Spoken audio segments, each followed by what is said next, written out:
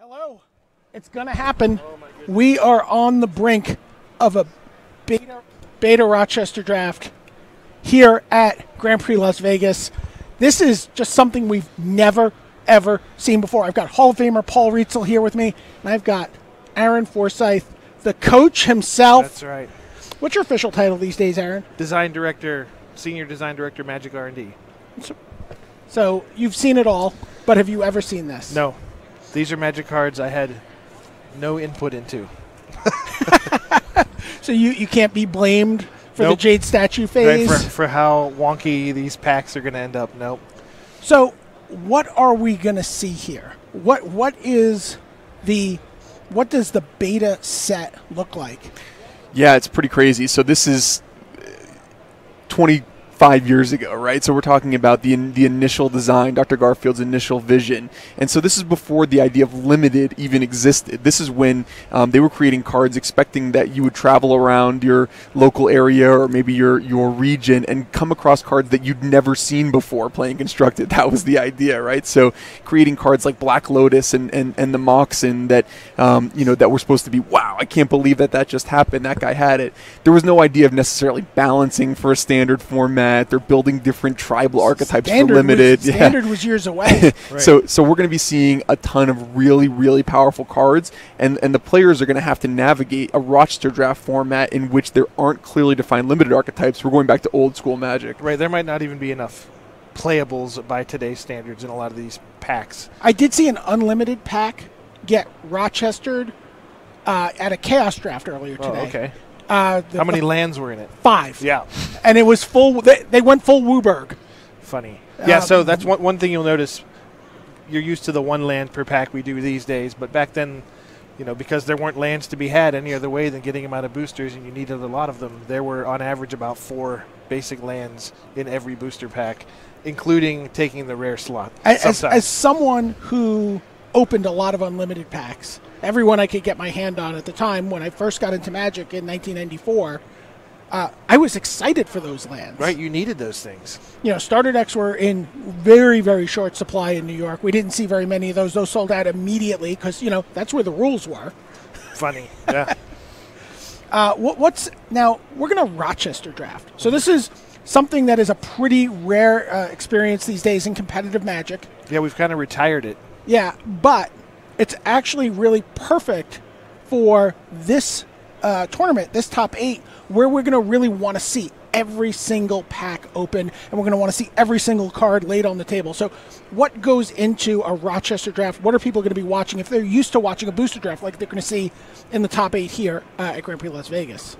Well, the big thing is because you're seeing everyone's picks, every single pick that every person at the table makes, the signaling is very real. Unlike in a booster draft where you're trying to deduce something, there's nothing to deduce. It's right in front of your face. You can tell this guy took, Pestilence first pick.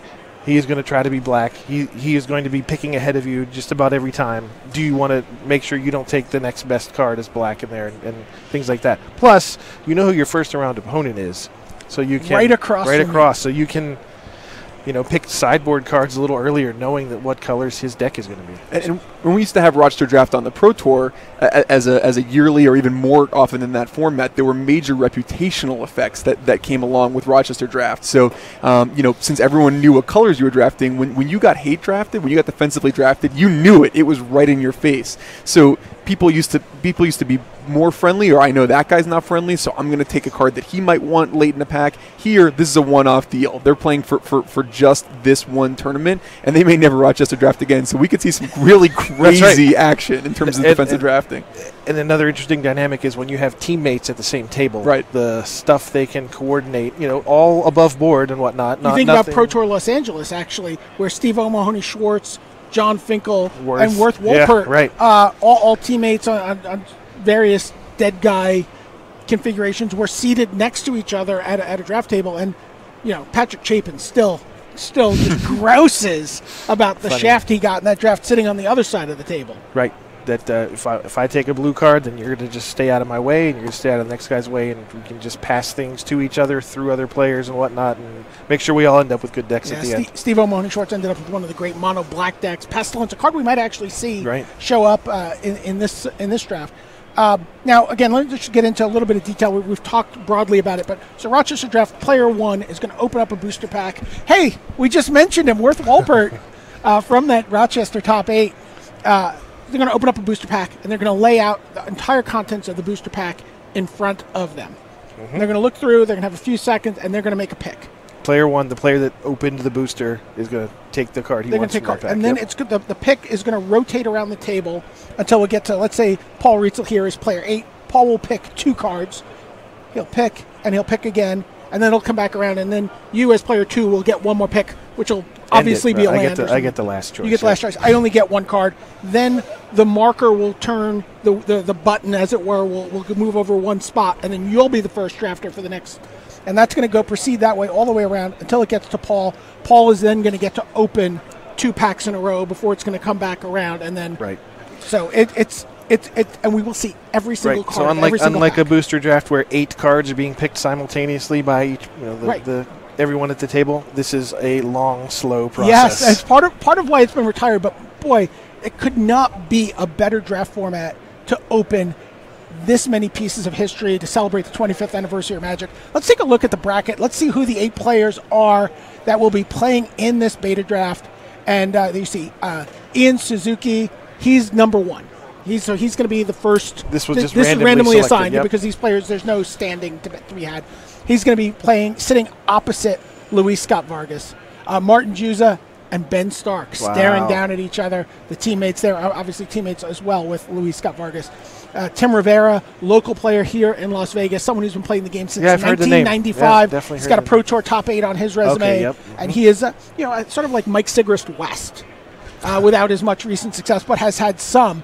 Mark Matthew Gosler, he's a streamer who, is very active in the game. He defeated Mike Sigrist for the 8th spot in the finals to get here. Hemant Patel. Mark Calderero has an amazing story about Hemant Patel that he tweeted. It's like this 14-tweet storm. Hemant's someone from my area. I know him from when I used to run Neutral Ground. He came up playing with Reed and Ian Duke at their store in Westchester, and he qualified for the Pro Tour once simply by playing in booster drafts. Side events at Grand Prix. Points, yeah. The Planeswalker Point program. He was one of, I think, 3 players who earned enough Planeswalker points that way. And they call him the side event king? He is absolutely the side event king, and he's going to be staring across from John Holiday. So being the first drafter in a Rochester draft, Paul, is that great? Is that the best spot to be in? You've done this quite a bit. It's not really. I mean, the consensus was pretty much around being the 3rd or 4th being the kind of the best seat. When you're first, you're forced to kind of declare to plant your flag first. And so, So what happens if you open a Pestilence? Yeah, so you open a Pestilence, first seed. and you just take it, that's fine. But then other people can take black cards around you and prevent you from drafting the black deck that you want. If you're 3rd or 4th, you get a chance to see the draft kind of develop around you, but you're still drafting early enough where you get to kind of plant your flags. You get the balance of information with, being able to kind of drive the direction of the draft. That's right. So you pick that Pestilence first. Those 7th and 8th pick drafters do not have to respect that at all. They can just push you right out, and then you end up with your first pick in your sideboard. And really importantly, I think that this particular format with these old cards and these old formats before Limited was an official set, the delta in power level between the very best cards and the worst cards people put in their deck is going to be gigantic. You're going to be talking about Fireball, Disintegrate, and then at the very bottom it's going to be 1/1 Forest Walkers and Grey Ogres. Exactly right. The card Grey Ogre, which I think everyone has joked about for years, is from this set. So for 25 years of Magic, I've been playing Magic for 24 years. One of the most desirable cards for me has always been a black bordered card. I didn't see black bordered cards when I first started playing. We got Unlimited in New York. That was really the first cards we saw.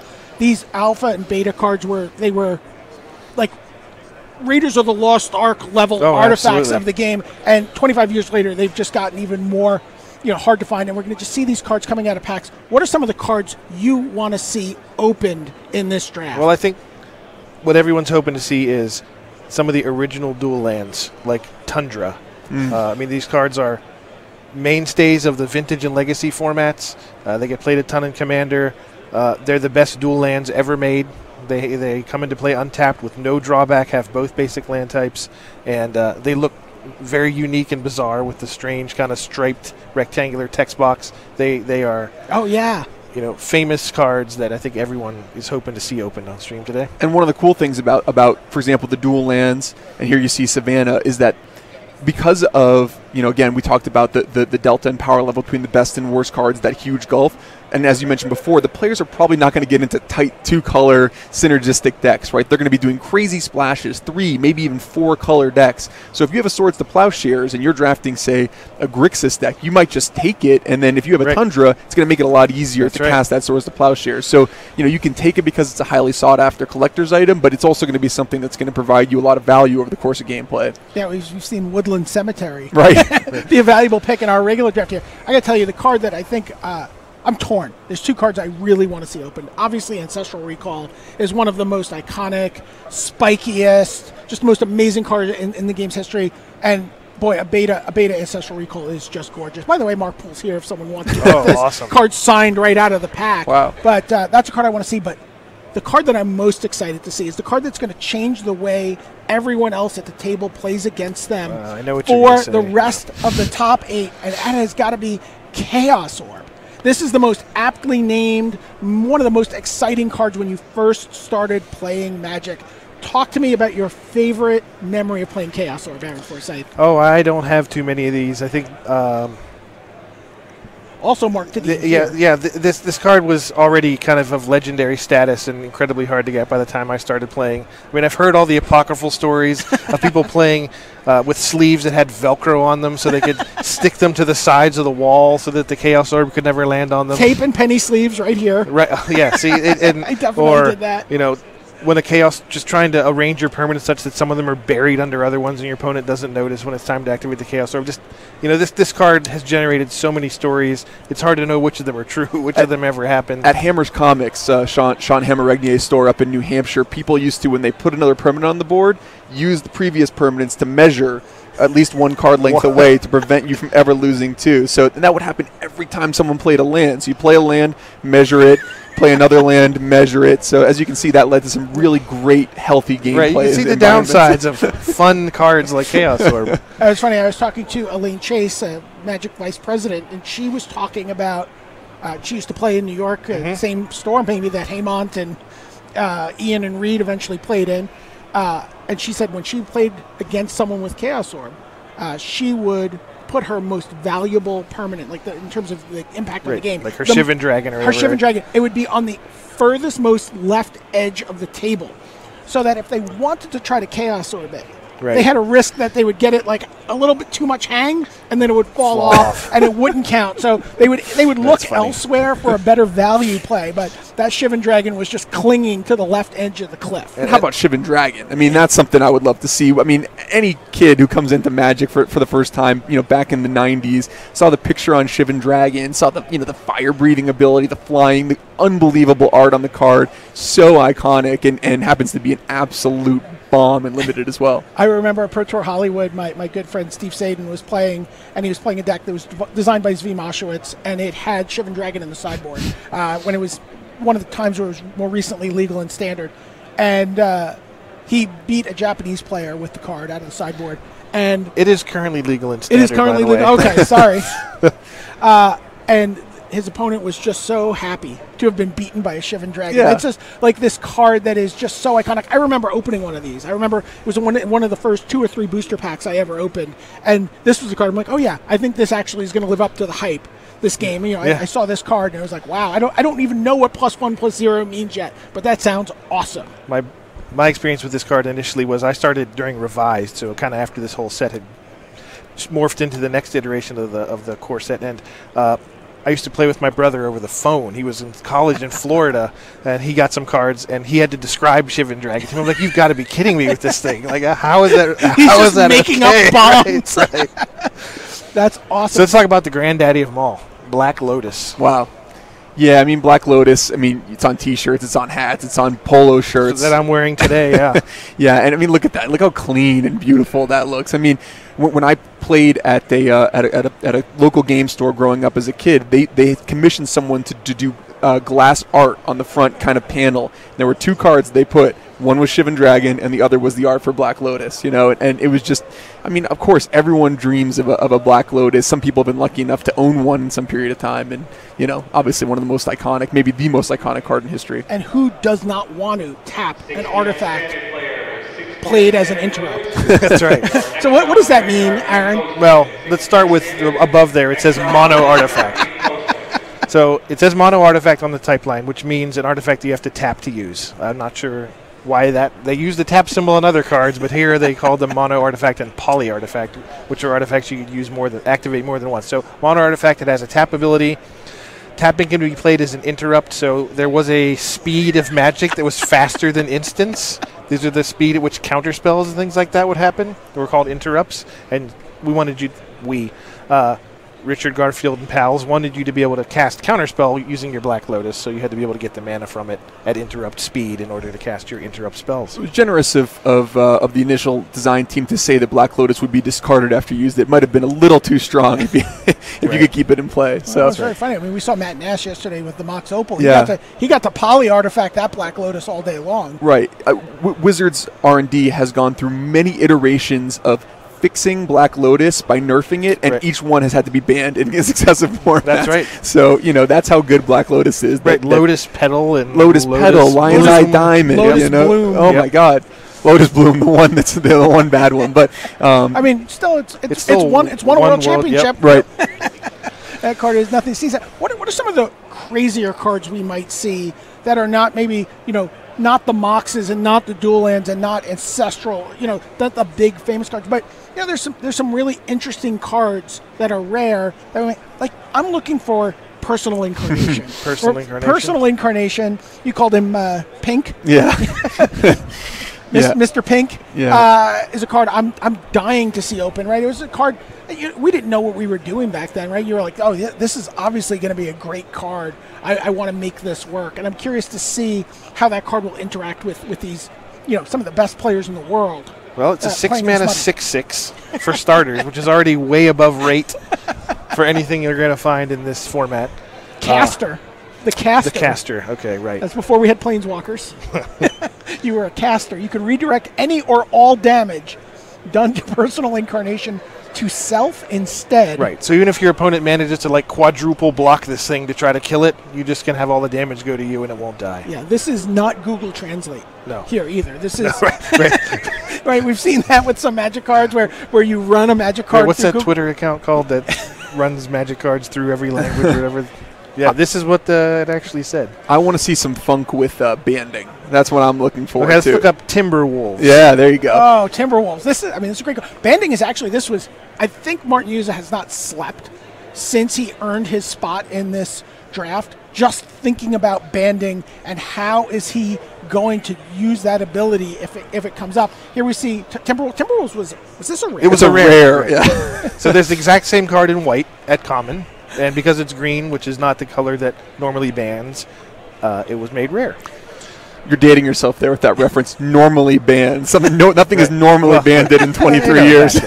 So what is that going to mean if we see something attacking in a band? All right. So banding does 2 different things: one on attacking and one on defending. When you attack, you can attack as a group using any number of creatures with banding and one other creature that does not, up to one other creature that does not have banding, and they kind of attack as a single unit. They can be blocked as one creature, so you can single or double or whatever block the band. But the thing with banding is then the person who controls the band of creatures gets to assign the damage. So you can set things up where if I attack with a 5/5 and a Timberwolf together in a band, and you block it with your Mahamati Djinn, which is a 5/6.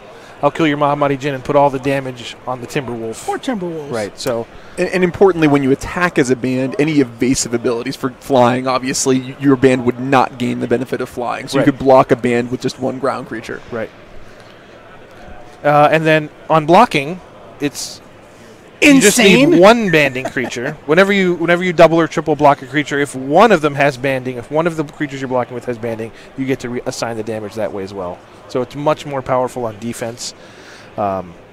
And many games have been lost thinking a safe attack can be made into a creature with banding, and suddenly the whole thing falls apart. It's unfair, when you know something that someone else doesn't know in a game of Magic, and you get to exploit that rule the first time. But banding is probably the greatest culprit in that category. Yep. Exactly. And so just attack, block with everybody, and my Drudge Skeleton will take all the damage, and I'll regenerate it. So here's a card I would love to see opened: Illusionary Mask. Oh. Okay, Paul, you're going to be on the clock for this one. I don't even know what it does. We need to know exactly how Illusionary Mask works. This one was played in older formats a while ago, a decent amount, with like Phyrexian Dreadnought and things like that. It could get around. Yeah, the text on this thing is that Jim Carrey? Hard to read even on a giant monitor sitting in front of me. So, it's a poly artifact. Gabby Sparts, who's on the card viewer, is in hysterics reading this card here. You can summon a creature face down so opponent doesn't know what it is. The X cost can be any amount of mana, even 0. It serves to hide the true casting cost of the creature. Do you think which you still have to spend? Do you think that when they so you can overpay for creatures? Oh, that came up yesterday. Do you think when they sent this one to the printer, they're like, "We nailed it. This is." we nailed the function. We nailed the actual text. I'm pretty sure they're like, this is super fun. Don't ask too many questions. Yeah. As soon as a face-down creature receives damage, deals damage, or is tapped, okay, you must turn it face up. So one of the interesting things about this card is you could summon a Serra Angel, put Gaseous Form on it, so it didn't deal or receive damage. And then you'd be like, attack without tapping.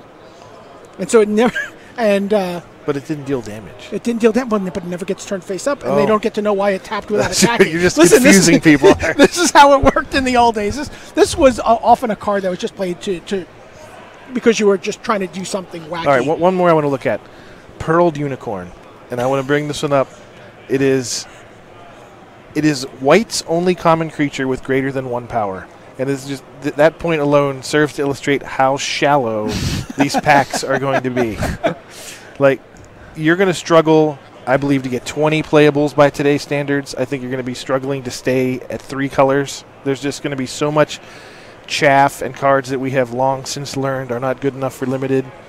And back in the day, if you notice the flavor text from Lewis Carroll, and you guys have mostly gone away from using real-life flavor text in recent years. That's right. This was we used it in core sets a few times in the last few years, but yeah, this was a cool thing that they did back then to kind of imbue the game with a little culture. Little Edgar Allan Poe, little Lewis Carroll. That's right. Samuel Taylor Coleridge, Rhyme with the Ancient Mariner. The Bible on some cards as well. Oh, wow. Is that on Raphael? It was on Dirkwood Boars. I know Nate Holt was showing me his Dirkwood Boars he opened in a Chaos Draft, and there was the Bible. Now, if we open an Unholy Strength, are we going to have to throw it away? Oh, no. We've cleared that hurdle. Okay, good. Yeah, Unholy Strength. The pentagram on it. With the pentagram on it. There was you can see right here, there was some fear that it was poisoning the mind of our youth. And so the pentagram was removed for... Was it unlimited or for revised? 4th edition? For 4th edition. 5th edition, something like that. Yeah, so it's still the same function of the card. It still provided +2/+1. Right. It just had been whited out. That card saw tournament play. Oh, yeah. You remember those what is it? Well, you throw it on a Black Knight. What exactly are they going to do? Yeah, I mean, exactly. honestly.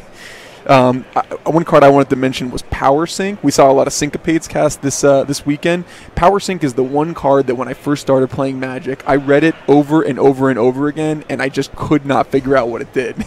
I didn't understand the X necessarily. There were so many words, so I just put it at the back of my box, and I said, blue is not for me. I have a really special Magic item at home that's on my bookshelf, my sort of gallery of things that are Magic related, and it's made from 6 alpha power sinks. It's the Japanese 3D card artist, right? Oh Akubo, Akubo. Yep. And he made me a power sink. It's 6 alpha power sinks, and it's absolutely gorgeous. All of those little pieces of energy, and that are just floating around in there. They're all just like 3-dimensionally hovering around the card. Here's a card I want to talk about. Power Sync. It is very powerful. Yes. Okay. Oh, quite good. It is much more powerful than Syncopate, I believe. it has a somewhat of a time walk effect, right? Yeah. If you can't pay, if I power sync you for more than you can afford, your spell is countered, and you have to tap all the rest of your lands and lose the rest of your turn. Basically, can't cast anything else after it. And this was also very interesting under the old interrupt instant type of rules, because if I interrupted with power sync, you could not respond. Right, you can't lightning bolt me with your other mana. You couldn't do anything with another instant, right. And so you would then get tapped out. We're not playing with those rules today. I understand. Right. It was kind of an interesting relic. Okay, Mana Short, a similar card. Yep. I'm curious. This is a card that I loved this card, especially playing. When you would play these kind of control matchups, when the deck became very popular, and you would get into these battles, right. And you just wanted to do this at the end of your opponent's turn and, get all their mana tapped. Right, you can also do it on their upkeep, basically, to time walk them in a different way they can't cast. This card was in 7th edition, as recently as 7th edition. It was part of the World Championships with Dave Humphreys and Carlos Romao and all those Psychotog mirrors. This was a big card, even then. Yeah, and luckily opponent takes no damage from unspent mana, so that was nice. Otherwise, that'd be a really rough way to go. Just have 7 lands out and burn for 7. Right. So a lot of these cards do reference mana burn. That is not a rule they're going to be playing with. That's a rule we got rid of around at M10, I believe. We got rid of mana burn.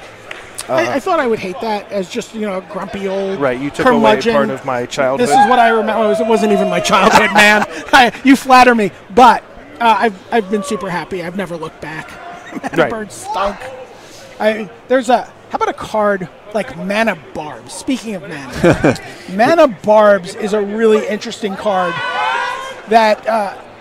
I wonder if we'll see if something like this, if someone manages to draft a pretty aggressive deck and everyone has a pretty dirtily deck, right? You could see a card like this serve the role as a finisher. Right, so it's a red enchantment that anytime, there it is. There it is. Whenever anyone taps a land, bang, the Mana Barbs does 1 damage to them. So you're on the clock once this card comes out. If you're just out ahead and they haven't done anything, it's quite possible that someone just got a deck with 5 and 6 mana creatures or juggernauts, or and you can get this down, and you have a couple of 2 drops or maybe a Hurloon Minotaur. Powerful, yeah. So would you main deck Disenchant in this format, Paul? Man, I don't know. It's I think I probably would, on the off chance that they just have an Icy Manipulator or something like that. I mean, obviously you're going to know who your opponent is, but again, we talked about you're going to be struggling to make enough playables. People are probably going to be playing 19, 20 lands so they can cast their spells. And so, if you have even a couple really high value targets from Disenchant, it's probably worth it. I think, the players just took a picture and they're getting ready to sit down. It's probably worth noting before we go into the draft, they may open some cards that reference ante. Those cards are not legal to play in limited Magic. So if anyone ends up drafting something like Demonic Attorney or Contract from Below, those cards are I think the only cards ever to be banned from limited. Is that right? I believe so. Yeah, that's right. Yeah, there was Jeweled Bird later on. Yep. And they lasted for a while up through Homelands or something like that. That used to be how people played, or at least how they intended for people to play. And I think that was one rule where the players kind of spoke out against it. Like, I don't want to be losing my cards, just want to play in the game for fun. Dave Humphreys was talking to me when we were talking about doing an oral history of Limited. That he played in the Ice Age. Oh boy, look at that! Oh my gosh, look at that! Sleeves, white gloves, 3 white gloves. Beta packs are sitting around the table. The players are going to be sitting there in a couple minutes. And I feel like we need Lloyds of London here or something. Yeah. Like that, Yeah, I've never seen a crowd like this, by the way, for the draft. It's any kind of Grand Prix or even a Pro Tour. Right, this is the most unique pack opening experience that I think any of us are going to see. It's 8 rows deep over by the feature match area. It's also, there are people behind us trying to get over to the right, getting good seats, trying to get a view of the viewer that we have. I mean, if you look at on YouTube, when people open 1 booster pack, and you're talking about those get 5-6 figures in views, people just hoping that they're going to open anything. Here we're going to see 24 booster packs of beta opened, and as for as grizzled as I am as a Magic player, this is still something that gets me pretty excited. There you see the players sitting down, getting their white gloves on, enjoying it. And this is going to be very exciting. I can't wait to watch. I mean, anything can happen here. What's the craziest pack you remember opening when you first started playing Magic?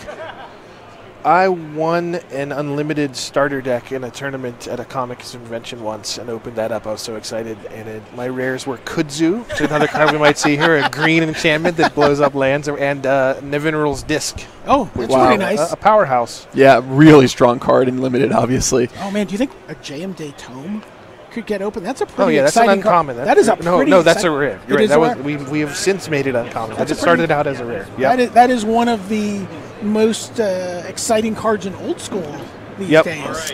And as we mentioned before, because of these games could grind down a little bit, there's not that many ways to blast through. Things like the Hive, things like Jam Day Tome, they can provide repetitive advantages over multiple turns. Players are going to have some time to kind of activate them and get a lot of value, so we might see one of them have quite a big impact. And I think based on what we're talking about this, the dynamics of a Rochester Draft, if you're opening a pack, you probably want to open an artifact, right? You probably want to have something like the Hive or something like Juggernaut, a Juggernaut. Honestly, I would settle for a Mock Sapphire if I was in the draft right now, if I couldn't get one of those. And the thing is, we could see that. Yep. And, Luis Scott Vargas has done just about everything there is to do in this game. Played in about just every kind of tournament for every possible stakes. And he was on the air yesterday, I think, with Debbie Sparks, and said this was possibly the tournament he was most excited to play in his Magic career. See him. Look how excited they are. A lot of these guys, there are 3 Hall of Famers at the table, and they're giggling. Luis looks like the guy at the pawn shop ready to take a look at your family jewels. Yeah. There you see Hemant Patel, Martin Yuza, Tim Rivera. I believe that might have been Matthew Gosler there. I'm not familiar with him, but the players are getting very close. There's some announcements in the hall. We're going to get a note here quickly as to who's going to get to open first. Okay. So the way the numbers 1 through 8 don't necessarily indicate who is going to be the first person to open. When we looked at the bracket. But maybe. No, it is. Oh, yeah, it is. It is. Okay. So Ian Suzuki is the lucky gentleman who'll get to open the first one of these packs. Martin Yuza is in the 3rd seat that you talked about, and that's a key seat in Rochester Draft in terms of being able to really find a good spot for yourself in the draft. Mm-hmm. All right, here we go. What are those? All right, so 2 Merfolk Tricksters. Yep. Okay. The players are getting a little rehearsal on how they can pick these cards up. Again, wearing the cotton gloves. These are pack fresh. They came out of a box at the Wizards warehouse. They came out of a sarcophagus from ancient Egypt. That's basically what it feels like. Oh boy. Cormus Bell. There's our first rare, Cormus Bell. So that's a 4-mana artifact that makes all swamps into 1/1s. Gloom. Is that Jade Idol? That is Jade. Fireball. Well, that's a very splashable first pick. You see 2 islands, a mountain. Paralyze, really strong removal spell. That's a removal spell for sure, although maybe not as much in a... Wow. So there's the 4 lands we talked about. Fog, a card we saw played in Modern yesterday. So, Fireball certainly by far the best card in Limited in this pretty booster. hard. That's Jade Statue, I believe. It is the Jade Statue, okay. Which it becomes a 3/6 during combat, is that correct? There also is Jade Idol, so that's why I wasn't sure. I remember Jade Statue being a little more aggressive there, but this is the Jade Statue. Right, so this one, we've printed this one in the past decade at some point, but it becomes a 3/6 for 2 mana. You turn it into a 3/6 for the duration of combat, or the current attack exchange. Okay, there you go. An entire phase had to be created for this card because the way it was originally worded, there was no opportunity to pay that 2 mana. So they created something called the Jade Statue phase. Hey, you got to do what you got to do. Now we have beginning of combat. Fireball is that your pick, Paul? Fireball. Yeah, for sure, Fireball. I mean, we talked about there are a few cards like Fireball that have ever been printed. X spells, X damage spells have pretty much always been good in Limited, but certainly in the formats that are less synergistic, they're even better. We talked about maybe the games dragging down or bogging down a little bit, and someone might just end up with 9 lands in play and Fireball their opponent for 8. And if Ian takes this, even if people try to push him out of red, he'll have no problem playing that card. Right. Ian Suzuki gently takes a Fireball. Tim Rivera rips the gloves off. I don't care. Right. Yeah, and he takes that Jade Statue. It looks like a gloom, sideboard gloom there for Martin Yuza. Yeah, so now if you're across from Martin, probably don't go into white. And we just saw an island 4th picked. Wall of brambles. All right, then the corner. Paralyze is still there. Paralyze, really strong spell. People are sleeping on Paralyze. Is that a 8th pick? 8th pick Paralyze in pack 1? Paralyzed, and then Mons Goblin Raiders. Mons Goblin Raiders. That might make the cut. Sure, Yeah. Goblin King is, I believe, in the format, He right? sure is. So here we see some lands, and then Holy Strength, and the Fog is the last pick. Juza, I think, easily has the most flavorful deck with a Gloom and a Fog. Those cards are tremendous. But Paralyze is, I think people, again, if you haven't played with these cards, you might not realize. Right, Paralyze is like the card Singing Bell Strike. I don't know if you guys remember that one. Sure. From, yeah. Tarkir block. But it locks a creature down, but the opponent can undo that with a significant mana payment. And here it's 4 mana. There you see so that's kind of the update to Paralyze. But not trivial to pay 4 mana to untap your creature every turn. Right. All right, here we go. Oh, Animate Wall. Nate Holt and I were joking about the art on that card, Animate Wall. That's the rare. In this second pack, it's like a wall with arms and a face getting mad at this lady. It's so and a Wanderlust. There's an Earthbind. Is that a Wandering Stream? And that's Pestilence? Wow, Stream Pestilence. of Life. Stream of Life. That's it. So there are about 10 walls in the set. That's like almost as many walls as there are creatures that can attack through the walls. Disenchant, a very exciting card. And Grizzly Bears, which barely passes the Grizzly Bears test. So, right, there's the original Grizzly Bears and the original Grey Ogre. So if people wondered where those nicknames came from for 2/2 for 2 and 2/2 for 3, that's where. Now, purely on a power level perspective, Pestilence really kind of blacks out the sun here in terms of these other cards. One of the best kind of cards that's ever been printed for limited at less than rare, basically. It's extremely strong. We're going to see Psychic Venom get played, and is someone going to be so stretched for playables? So here's the kind of updated wording, the Urza Saga version of Pestilence. It's basically pay 1 black mana to deal 1 damage to everything, and as long as there's a creature in play, it'll stick around. Pestilence must be discarded at the end of any turn. So it goes Pestilence, we get a Disenchant, Grizzly Bear. I mean, you've got to jump on any reasonable creature. Right, just look at this pack. What can attack in this pack for damage? I think Grizzly Bear was the best creature in the pack. Yeah. Yeah. Island is clearly showing a preference for the first picked land from 2 packs. I think it's sinking into a lot of these guys just how bad these decks are going to be as I look at what they're getting here. And if your opponent's forced to play with a wall, Wanderlust could be the potential unblockable source of damage. So I'm surprised that's going so late. Right, Wanderlust is an enchant creature that makes the creature deal 1 damage to its controller every single turn. And Luis, you see, kind of smartly pick it up there really late in pack 2. So I won many a sealed deck game back in the day with a Wanderlust, or sometimes it would be your 1 flyer would be the card that you would use in a sealed deck. And there's a lot of cards like that in this set. There's Cursed Land, there's Wanderlust, there's Warp Artifact. My brother loved all this stuff. Like the way he enjoyed Magic the most was just pile negative enchantments on my stuff and just watch me bleed out. Rock Hydra. Wow. There's a legitimate thing. There's a regrowth. Wow. There's a Dragon Whelp. Okay, some real monsters. That's a Twiddle. Scrib Sprite's a green flyer. There's a Hill Giant. Another. Oh, this is a great pack. There's your Power Sink, Paul. Mm-hmm. This is the deepest pack. War Mammoth, an absolute monster. There's Fear. Now eventually the name of it was the name of a mechanic. Yep. Yeah. Wall of Brambles. Wall of Wood. Oh, that's Wall of Wood. Okay, Swamp. And Guardian Angel.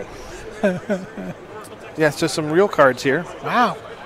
Yeah, now we talked about all the creatures that can attack are all in 1 booster. Scrib Sprite's actually pretty good in this format. A 1/1 fly evasive creature. Dragon Whelp, probably the best card in the booster pack. But that War Elephant itself, 3/3 trample for 4 mana. I mean, that is a brutally sized creature in this time and age.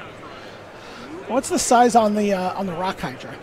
It's X RR, I believe. So it is the first of the Hydra Right. template. Right, the first pay as much mana as you can afford to make this creature as big as you want. And what is And that? you might have thought it was going to be an ROC Hydra, but it's actually a rock. Like rock, Hydra. like made out of stone. And Yeah. what is that? Blinding light? I can't Guardian recall. Angel. Oh, Guardian prevents Angel. damage. Okay. It's XW to prevent damage. So Martin usually is going to go with the rock Hydra. Interesting. Over the Dragon Whelp there. That is interesting. And Wall of Air is the second Luis pick. That card is Vargas strong. could not pick that Dragon Whelp fast enough. He was talking a lot about Shivan Dragon being a card he wanted. And, wow, Hill Giant was the next card that went after that. So he just had 3 of 4 red drafters in a row. So there's Dragon Whelp. It's a 4-mana, 2/3 red flyer. It has fire breathing, but if you use the fire breathing more than 3 times in a turn, the whelp burns itself out. And Yeah, it dies does. at the end of You the can't turn. let him get too big for his britches. That's right. You know. Yeah, nice wheel there for Tim Rivera with the regrowth still in the pack. Also a wall of wood.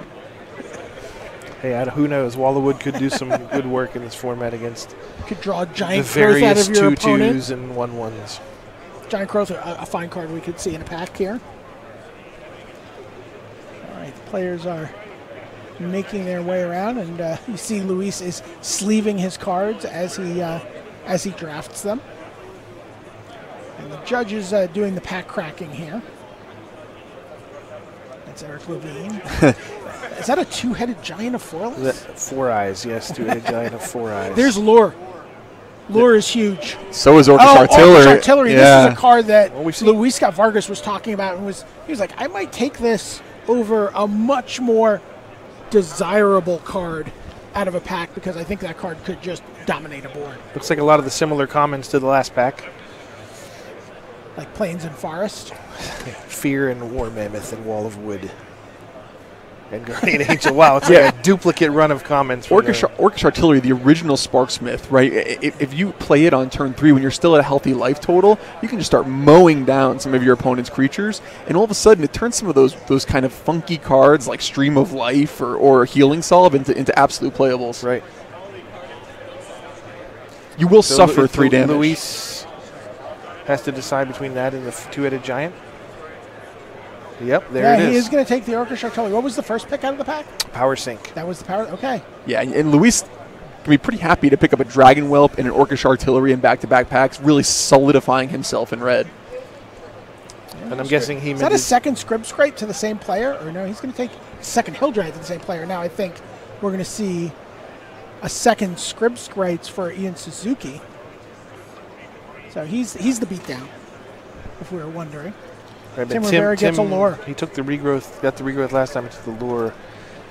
Just based on the shallowness of these packs, it's really hard to push people in and out of colors. It just feels like whatever's powerful, you just need to take. See Martin use it, take a Fear there.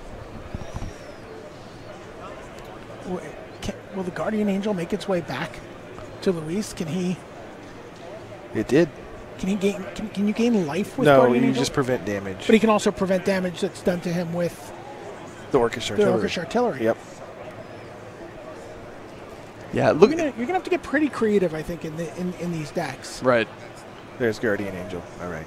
By the way, you see that marker right there? That is the wheel. Wow, fast bond. A beta The Wheel of beta Fortune. Wheel of Fortune, and that indicates where the things are going to bounce. Wow, that's a fast bond. Oh, that's a life force. Right down on the bottom. That is a premium color hoser. Yeah, there's talking to some of the guys that worked on Magic back in the day when they were, discussing this color hoser philosophy. So Life Force is a green enchantment that if you pay 2 green mana, counters a black spell. So if you have this out with a bunch of green mana, just playing black spells is futile. Your opponent will never be able to resolve anything for the rest of the game. Like, why did they make cards like this? And it was because who knows how balanced anything is, and as long as cards like this exist, nothing can go too wrong, right? Yep, and there's 2 premium limited cards in the pack, and that's Sandmite Healer and Drain Life. Drain Life would be normally the best card by a wide margin, but we noted it's going to be difficult for someone to play 9 or 10 swamps in their deck. So Sandmite Healer really stands out to me as like the one card that you really want to put in the deck. Right, and it looks so You see, Luis Scott Vargas Yes, fast is bond. taking that fast bond. definitely a collector's item, the beta fast bond. So Luis potentially looking to maybe go green-red, possibly, opening up the possibility that he gets Fireball. Channel Fireball. Okay. Same funny. healer. They're sleeping on it. It's Wow. a 2-mana 1/1. It looks innocuous, but it does tap to prevent 1 damage to anything, Yeah. You see Martin Hughes. Martin Hughes is not He sleeping knows. on it. And I- which I start to think messes about- up combat. Okay, and then Incredibly. Heyman Patel, who's been playing the game since 1994 himself, he takes a Circle of Protection white, and he's going to grab an island for his collection. And keeping an eye on those color hosers, you know you're playing against the person across from you at the table. When you see someone grab a Life Force, a Band in Black, Circle Protections are almost always useless, but if you're in that color, it could blank half your deck. Yuza has the Gloom and the Life Force now. He is, Oh, wow. he And is ready to hammer some people. He is looking for a sleight of mind here. Oh, yes. And also, Juza is someone who played back when we had Rochester drafts, and so he'll be keeping very close eye on his opponent. We just opened a Wheel of Fortune. Wow. Wheel of Fortune, definitely a powerful card in Vintage. It's a draw 7, which means it's a way to refill your entire hand for at 3 mana. It's just an incredible deal. 4 lands in a row there. That's a Merfolk of the Pearl Trident, someone page Corbin Hostler. Shanodin Dryads, Weakness, Circle of Protection green. and Oh, more this is- lands. this is a 6-land 6-lander. Yeah, Pearl Unicorn. By the way, is that a Karma? Karma, another savage color hoser. Karma does 1 damage to your opponent for each swamp they control every single turn. So one would imagine Wheel of Fortune is going to go first from this booster due to its collectability. But also, again, everyone along that side is red. Right. And in a format where you're going to be maybe scrapped for playables, you might want to have something like a Wheel of Fortune. Sure. Yeah, the format does have Unsummon in it, so you can imagine put your creature back in your hand and then a Wheel of Fortune as a pretty slick Also, play. Black Knight. Black Knight and Weakness are both extremely strong. Wow. And then I'm not sure how the things have lined up around the table here, but we just saw that Karma get snapped up very quickly. Right, that's either an offensive pick or a defensive one, and it's hard to tell at this point which one it was. Circle of Protection green goes to Luis. And he's going to take a... Well, you know what? He's going to take a playable. potentially. Sacrifice? That is not a playable. Sacrifice lets you sacrifice one of your own creatures to generate a bunch of mana. Did he end up with a fireball? Not yet. No. He's got the... Yeah. I imagine there's some way to turn that into a lethal X spell, but right. that's about all it's going to be good for in this format. Cool picture. Pretty good with Drain Life. Yep. Oh, yeah. Well, Oh, my gosh. Underground Sea. One of the most exciting cards you can open up outside of the Power 9. yep. Played in Legacy and Vintage an incredible amount. Oh, look at that Terror. That Terror's gorgeous. But Underground Sea just got open. Who did that? Who was the...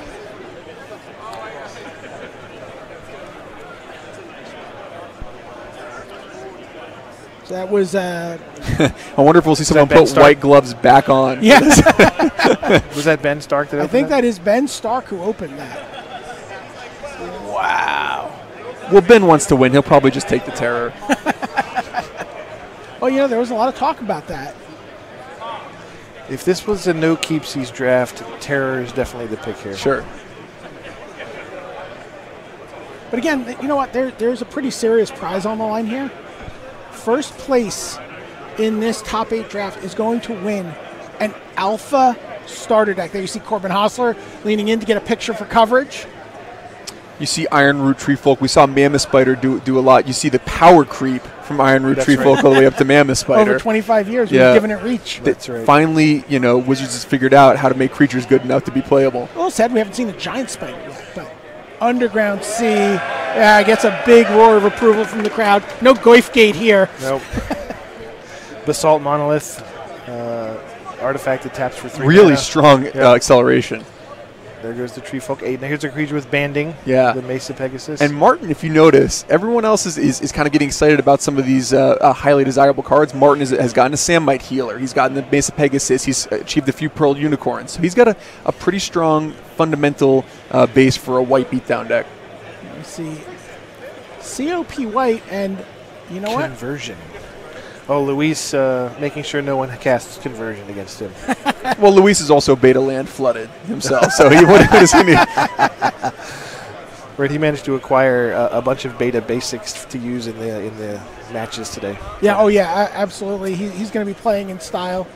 That very much wants to win this draft. Some rumors that he'll open up the Alpha Unlimited starter on somebody's stream if that happens, or have that person open it.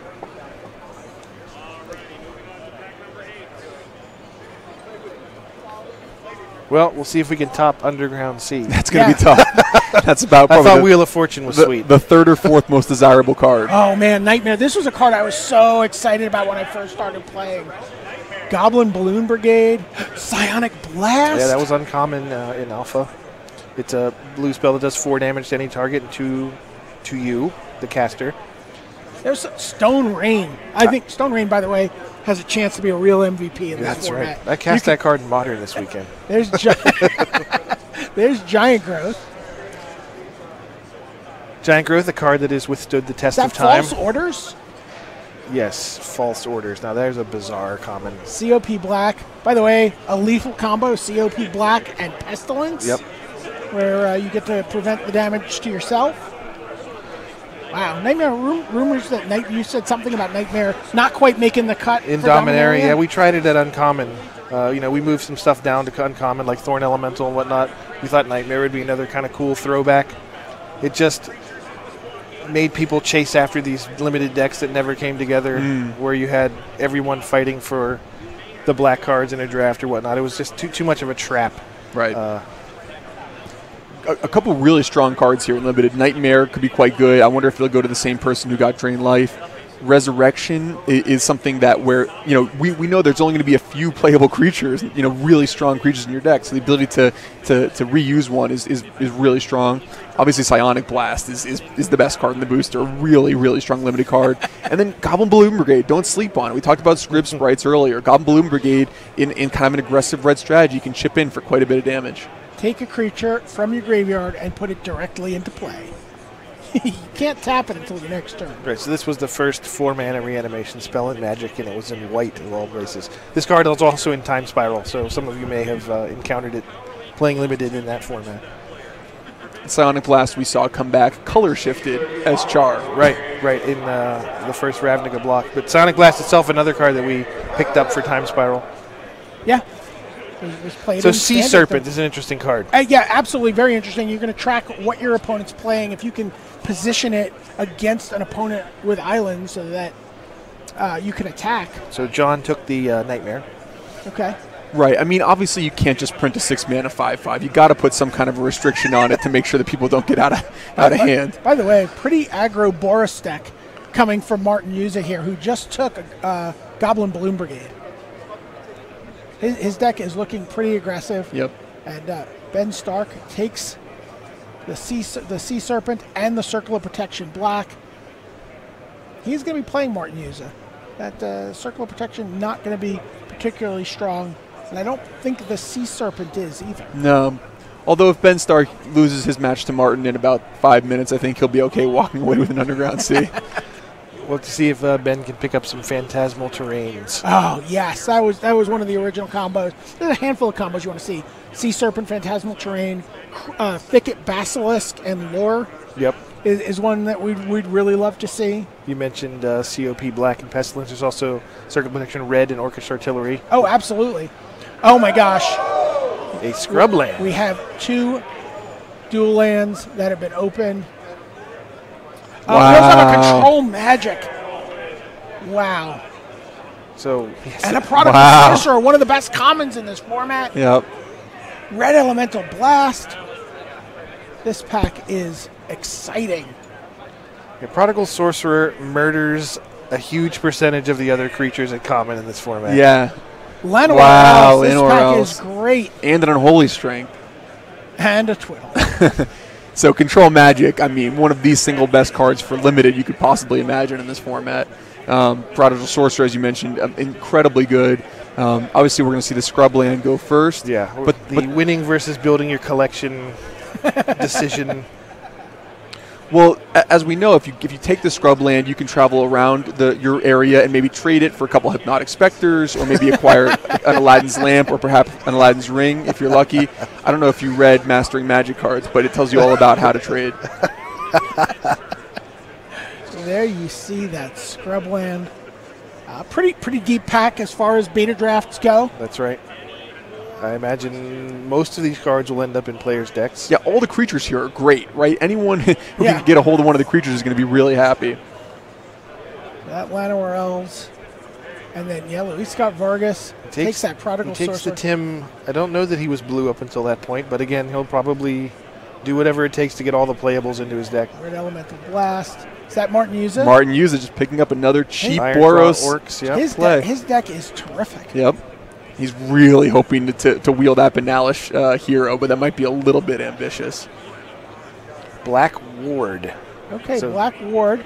Here we go. Wow. He is Take going to get Alan. it. He's going to get a Bander. Wow. This is the card. This is the mechanic he was dreaming about since he qualified.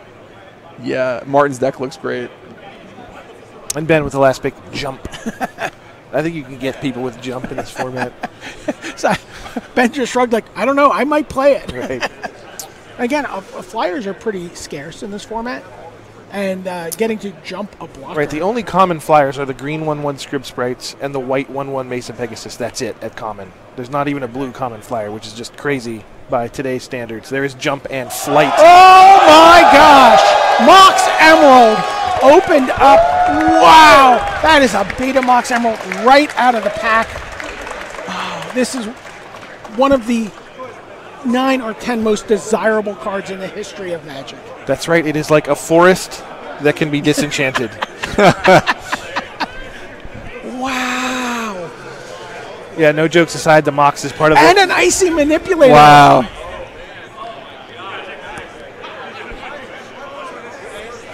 So whose pick is it?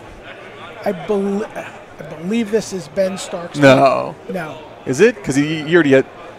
Oh, no. So Ian Suzuki, I believe this is John Holliday's pick. So- COP Red, that might make its way around to to Luis Luis, Scott Vargas. Something to keep an eye out for. So the Icy, one of the all-stars of Dominaria Limited. This is where Look it came at from. Ben Stark. Ben's like talking up how good Icy Manipulator is right now. I mean, he's happy actually either way. I think. Right. You don't lose here if you're Ben Stark. You get one of the Power 9 cards in the Mox Emerald, or one of the best limited cards ever printed. Yeah, I mean, this is the Manipulator. card everyone was really looking to open, and Oh, Ben got the. Ben got Ben the Mox. got the- That Oh was my Ben. God. Oh my gosh. That was Ben's pick. So what? Luis took Dwarven Warriors with his pick. Yeah, but I just kind of feel like Ben's draft is going in so many different directions. He's got the Underground. He's got the Mox Emerald. What colors is he drafting? I'm surprised this wall of ice is lasting so long. I mean, that's a really tough wall to get by. 3 mana 07. Yeah. There's a Healing Salve. That's a Spell Blast. How many guesses do you think it would take someone if you asked them what color wall of ice is before they got to green? Yeah. There's you mentioned Samuel Coleridge, Rhyme of the Ancient Mariner. There it is, There's some yeah. flavor text right there. All right. So Ben Stark definitely, The big winner so far. yeah, with the best vintage deck. Yeah. Apparently. Absolutely. Time Oh bomb. my gosh, Time Vault. Speaking of vintage decks, These packs have been gas. Is that Cursed Land? Juggernaut. And you know, you might be used to playing Juggernaut and Dominaria. In the original the original beta, Juggernaut is a house. It is a gigantic creature for 4 mana. One of the most iconic cards in Magic history, I think. Hurloon Minotaur. Sure. yeah, it was used in a lot of the early Oh my gosh, and then advertisements. Disintegrate. And there's the Crawworm, also one of people's most desired cards when they first start playing the game. The biggest, greenest creature in the game. Hurloon Minotaur not just used in advertisements, but was part of the prize for the first World Championship, if I recall correctly, right? Was it? Or maybe it was the U.S. National Maybe, Championships. They had a jacket with a Hurloon Minotaur yeah, picture on the sweet. back. So Juggernaut was so above the curve for creatures even back then that I think it was banned in Standard in one of the earliest iterations of that format. I believe the wasn't the initial ban list Juggernaut, Curd Ape, and Orcish Oriflame? I think that's Dingus Egg might have made the list. Time Vault. And All right, Time so Vault Luis, is the pick. And Luis picks up, did he pick up the Disintegrate. Disintegrate. There we go. So Disintegrate going with the Orcish Artillery and the Dragon Whelp. So Luis putting together quite a nice little red deck. But another Flying Bander there for Martin Yuza. Yeah. The Terror, look how late that went. That's a very late thing. There's Crawworm. I like the cut of Ian Suzuki's jib here. He might also have the Lure. 2 blue cards there for Ben Stark, who can't complain about anything for at least a year. Forever. Forever? Okay. Scathed Zombies for Suzuki. Cursed Land, and then it's a matter of sorting out the basics. Start thinking about picking up the basics you need for your deck. That's right. And to clarify, the players will be able to add basic lands as in a normal draft. Although that was not always the case. Wait, there were a lot of limited formats pre-releases I went to where you didn't get to do that. Yeah, you'd get your sealed deck. And 5 land swap. That was all lands, and you got to add 5 lands. Trade 5 lands. Trade 5 lands. Yeah. By the way, if you go to Gen Con this year, I will be going to Gen Con. Well, you might get a chance to commentate another Beta Rochester Draft because they're going to be doing this again at Gen Con. There's another Disintegrate, by the way. Is that another shadow up there on the top? There's a the first lightning bolt our first lightning bolt. Sleeper card from this booster is Howl from Beyond. Absolutely, I agree with you. Anyone who played Seal Deck back then knows you just got to get to some sort of creature advantage on the board. Yep. And then you can just finish them off. Or sneak through 1 Scrib Sprites, right? And then Howl from Beyond does a really nice Disintegrate impression. So Nether Shadow is the rare. It's a 1/1 that comes back from the graveyard if there are 3 other creatures above it. Yeah, so graveyard order will matter. I think just because of this one card, the order that your cards are put into your graveyard, you can't mess with that. It matters, and for the Nether Shadow. And Luis Scott Vargas is, I got to tell you, he's my early favorite to win the Alpha Starter deck. It was interesting. His choice was Disintegrate or Lightning Bolt. He took the Disintegrate. Yeah, well, the Lightning Bolt is I think lower impact here. In a modern format, you would take the Bolt over the Disintegrate, right? In a modern format, you would take the Bolt over the Disintegrate, but I think that a lot of times, Luis could get into these games, navigate situations where he's got like 8 lands out and his opponent's at like 15, and his plan is to just Disintegrate them twice. Ben Stark just picked up a blue Elemental Blast, again, opposite Martin Yuza, who does have some red creatures and may end up with some red spells along the way. So far, Martin only committed to white, but certainly looked like he wanted to be in a Boros deck. Yeah, he has a couple of red cards. Is that Consecrate Land? Yeah, another Time Spiral reprint. That one prevents your land from being destroyed or enchanted, in case you would want to have that happen. Okay. That's Power Surge. Power Surge. What does Power Surge do? I don't know. There are a lot of White Knight fans in the crowd. We just heard a big cheer. I'm not sure what that was for, but maybe they're giving away some packs. Phantasmal Forces? No. So someone opened a Mishra's Workshop out of a random booster. Oh my gosh. Okay. Yep. Yeah, there have been a lot of pack giveaways. Yeah, we've been giving away. I've seen Legends packs given away, Antiquities packs. I gave away an unlimited pack this weekend. Wow. We dug deep into the vaults for our 25th anniversary. So Power Surge is a red enchantment. I think it's that if you don't spend mana, it's a mana burn card, effectively, that I don't think works very well under the current rules. So no one should be too excited about that one. Phantasmal Forces is an incredibly strong card here. Yeah, this is a 4/1 flyer. Yep, 4 mana, 4/1 flying with an upkeep cost of a blue mana, so it keeps one of your islands busy for as long as it's alive, but that is a quick 4 damage flying on the table. Power Surge. Before untapping lands at the start of a turn, each player takes 1 damage for each land he or she controls but did not tap. So now you just tap them. Right, now you just tap them. Before you would have to choose to take mana burn from them or not. That doesn't happen anymore. Hill Giant for Martin Yuza there. That's a nice creature to get into a band. Yep, and 2 cards to keep an eye on here are the Fog and the Flight. We mentioned Howl from Beyond earlier. We mentioned things like Giant Growth. People are going to be scratching and clawing to get that last damage in, and Fog is a nice way to counter someone's combat trick. Wow, did Ben Stark just got a Phantasmal image? Wow. Yeah. Phantasmal Forces. Phantasmal Forces, yeah, sorry. And then Flight on one of these Gray Ogres or Hill Giant type of cards can be really effective to win kind of a board stall, and there's not that much good removal to get 2 for 1. And Ben also takes Jump. That's his. It's a Flight. That was a Flight. Okay, Flight, it's the Flight. Yeah. He also has the Jump. flight is like a rich man's jump. Right. So we're all used to playing, Arcane Wing sometimes in Limited or things like Arcane Flight today. But Flight's kind of the powered down version of that effect. When the board is inevitably going to be stalled with infinite walls and serpents and other things that prevent ground creatures from getting through, you're going to have to build your own evasive guy. Sure. So we've seen some pretty exciting. The Helm of Chatsuk. Helm of Chatsuk. What does that do again? It gives a creature banding. Keldon Warlord. Wow. Counterspell. Tsunami there above it, the green card, another savage color hoser. It destroys all islands. There's a red elemental blast. There's also a Frozen Shade. Frozen Shade that pumps. That could be a pretty big card. Yes. If it ends up Ironclaw Orcs. I think there's going to be a very, very aggressive Boros deck for Martin Yuza to get here. And there's a Llanowar Elves. And already you see kind of the early color pie, right? We see a Nightmare open to drain life, now Frozen Shade. Black has always wanted you to have a lot of black mana. It's a very demanding color. In this sort of a Rochester Draft environment, it's difficult to imagine someone being able to get enough playable black cards that they're going to be able to put enough swamps in their deck to make these cards that effective. Right, and you're just going to be stuck because they're, at their best, these cards are going to be some of the best cards you could have in your deck, so you're just going to have to walk that line.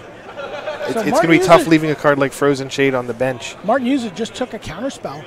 Maybe he's thinking about being white-blue tempo. Could be, yeah. White's the only color we know he's committed to. Maybe there's a certain... Well, keep in mind, he knows he's playing Ben Stark. Right. And Ben Stark is blue. Yeah. So sometimes you also take a card from your opponent. And sometimes you just are building your collection. Beta Counterspell is a pretty sweet Magic card. It's important to mention about Counterspell that it only counters the spell as it is being cast. It can't do that later on. Yeah. Okay. You can imagine. Which I've had to explain to many different people. Yeah. Like, attack you with my War Mammoth. I'll counterspell it. Counterspell. No, it's not currently being cast. Helm of Chatsuk, one of the least cool rares of the format. There's your kudzu. There it is, yes. Wow, there's a Sengir Vampire. Another true powerhouse. It's in just about any limited format, let alone one with as much chaff as another Beta Fireball, a Dark Ritual, Circle of Protection blue, up there next to the Sengir. Tranquility. There's another Paralyzed. There's another Tree Folk. There's another Terror. And there is the Forest. Wow, this is one of the most busted packs we've seen so far. Paralyzed, Fireball, Terror, Sengir Vampire. Dark Ritual, not bad either. I mean, honestly, accelerating out, one of your, something like a Sengir Vampire is an extremely powerful thing to do. You could also get people with your Frozen Shade. You could also start investing in the Plague Rats business and see how many. More likely to play a Plague Rat or a Rat Colony. Right, and Plague Rat, it should be noted, in Constructed back then, was subject to the 4 per deck rule. So. Well, not back in beta. That 4 right, it's a good point. Hadn't been invented yet. Right. Yeah, it's a good point. Tim Rivera took that Sengir Vampire. Ian Suzuki happily jumped on that Fireball. And then a Terror for Ben Stark. So Ben Stark looks like Underground Sea Control. Yeah, and then there is a Tree Folk for Luis Scott Vargas. These paralyzes keep going around the table. He's interested in the Circle of Protection blue here. Martin with the kudzu. Yeah, Martin gets kudzu. Rare drafting. See if we can see what kudzu does exactly. It's enchant land. Whenever enchanted land becomes tapped, destroy it, and then move the kudzu. And he takes the Tranquility as well. Yeah, and the player who gets kudzu gets to choose where the land goes. Right, we pass it around. It's still there, right? We pass the kudzu around. Not a very good card. All right, wow. Luis Scott Vargas has to feel pretty bad here that someone opened a Fireball that didn't get to him. With 2 Disintegrates and Dragon Whelp and Orcish Artillery and a Prodigal Sorcerer, I think he's okay with the things that developed so far. So you think he's Teamer here? Wow, Earthquake. Oh, Earthquake. That's a great card. A great finisher. If you That's can. Right. This would be a perfect card for Martin's deck, for example. If he's More lands. Lands. All the uncommons in this pack were lands. Wow, there's a Hurloon Minotaur. More lands. There's another Howl from Beyond. It's a card Paul really likes in this format. There is a Mesa Pegasus. There's a Disintegrate. Blue Elemental Blast. Crawworm. Mount. And finally, a Circle of Protection White. I can imagine a lot of these games, as Paul described earlier, coming down to just getting expelled 2 turns in a row. Just seeing how many of them that have been opened. Well, I mean, there's 3 in this pack. It puts a real premium on things like Blue Elemental Blast, I think. Absolutely, and as we mentioned, players are likely to be playing 19, maybe even 20 basic lands in their deck, which makes the X-Spells even more powerful, and it makes things like Circle of Protection even more powerful. We talked earlier about Disenchant. You can't leave your opponent with a Circle of Protection if you're a red out, for example, if your only plan is to just disintegrate them. Right. So Ian I'm sorry, disintegrate can't be prevented, right? I can't remember the 2 clauses. It exiles the creature. It can't be regenerated. It can't be regenerated and exiles, but it can be prevented. Luis picked up a curve filler, Hurloon Minotaur there for his deck. Yep. So the Earthquake make it to him. It was the first pick out of the pack. Yeah, and that's a powerful card. It just does X damage to each player and to each creature without flying. Right. Which is most creatures in this format. Right. I love the reminder text on Disintegrate. So X damage to any one target, can't be regenerated, it gets exiled, but also make sure to return it when the game is over. It's not permanently destroyed for the rest of time. So that was a Phantasmal Terrain. I think Ben Starr got that? No, I think he may have missed an opportunity there. For a Sea Serpent? Yeah. Some card we were keeping an eye out for. Another pack. Okay, so now we're on... by the way, So we're now on the pack 17, I believe. Oh, wow. That's a plateau. The original art. These are this is incredibly rare. This is not what the Unlimited plateau No, they lost the art file for this and had to get new art for it. Wow. So it's highly likely you've never seen this art for plateau. Sarah Angel, just a great card here. Don't think it can possibly make its way to Martin Yuza, who I believe is, I think, the third pick. I think this is going back clockwise. Is that right?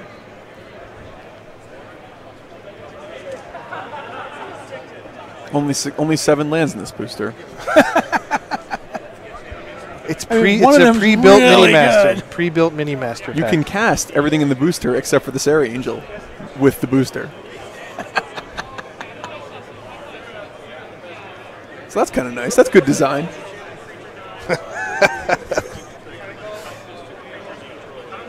Like, this booster is a ready-to-play deck, pretty much. Okay, so right, Ian Suzuki. So we're on the last set of packs going clockwise again. And he does take the plateau.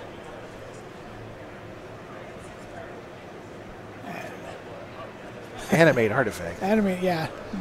Thinking about that Time Vault combo. With Instill Energy as well. I think that was in the pack, because those were in the boosters. It wasn't Instill Energy.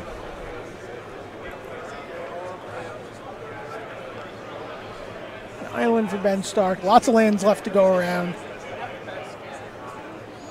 Now, what is the hierarchy of beta lands? It's clearly Island, Mountain, Forest, Swamp, Plains. Is that it? Okay. Forest Swamp was, I think, the one I was unclear about. Or Plains. I think Forest has really come up in recent years. Right. Yeah, people trying to get their hands on some beta Forest and beta Llanowar Elves to play Standard now these days. Right.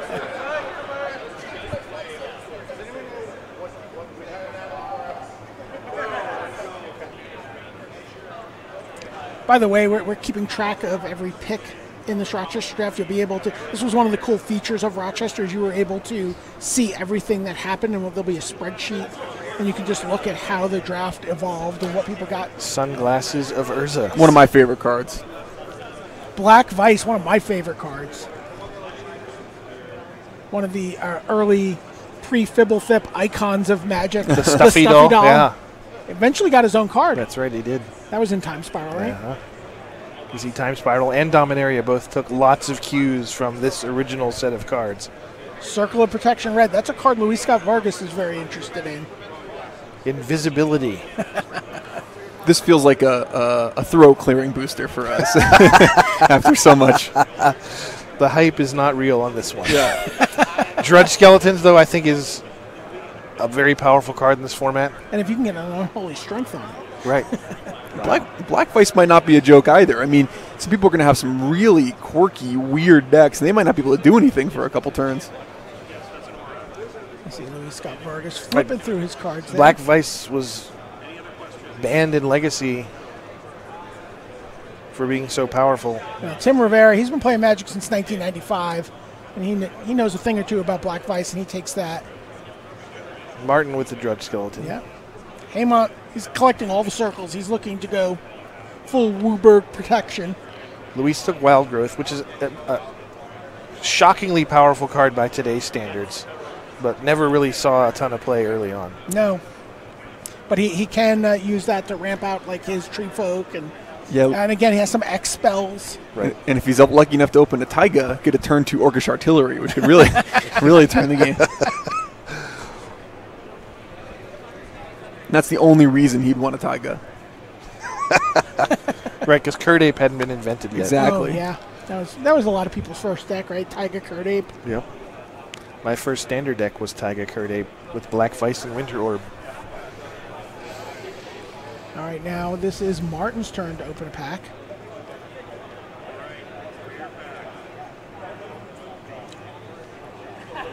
Time Walk. What? Take an extra turn after this one. An effect we usually see for about 5 mana nowadays. There it is at 2 mana. No exile text, no nothing. Yeah. We see a pretty serious color hoser there, right? That's Flash Fires. Flash Fires destroy all planes. Yep. Obsianus Golem, a real beefy guy in this format. He's a 6 mana, 4/6 vanilla artifact creature, but that is Look at enormous. Martin's face as he just can't wait to take this Time Walk. By the way, he also has a pretty aggressive deck. If he can figure out a way to make the mana work, that card is going to be great for him. Yeah. I love Time Walk. I mean, in the Vintage Super League, I really just want to play Time Walk as many times as possible. Try to flash it back or return it to my hand, cast more Time Walks. Ideally with a Planeswalker in play. I mean, Time Walk, obviously, again, one of the most iconic cards ever printed. People suggesting the Golem. Fit better in his current deck for sure. It bans really well. Yeah, this one's a no-brainer, though. This is why you wanted to be in this event, was to have a moment like this. Oh, my gosh. Time Walk. Martin User. By the way, Martin User this weekend locked up his 30th Grand Prix top 8 in addition to winning his seat in this beta draft. Yeah, he is running about as hot as they come.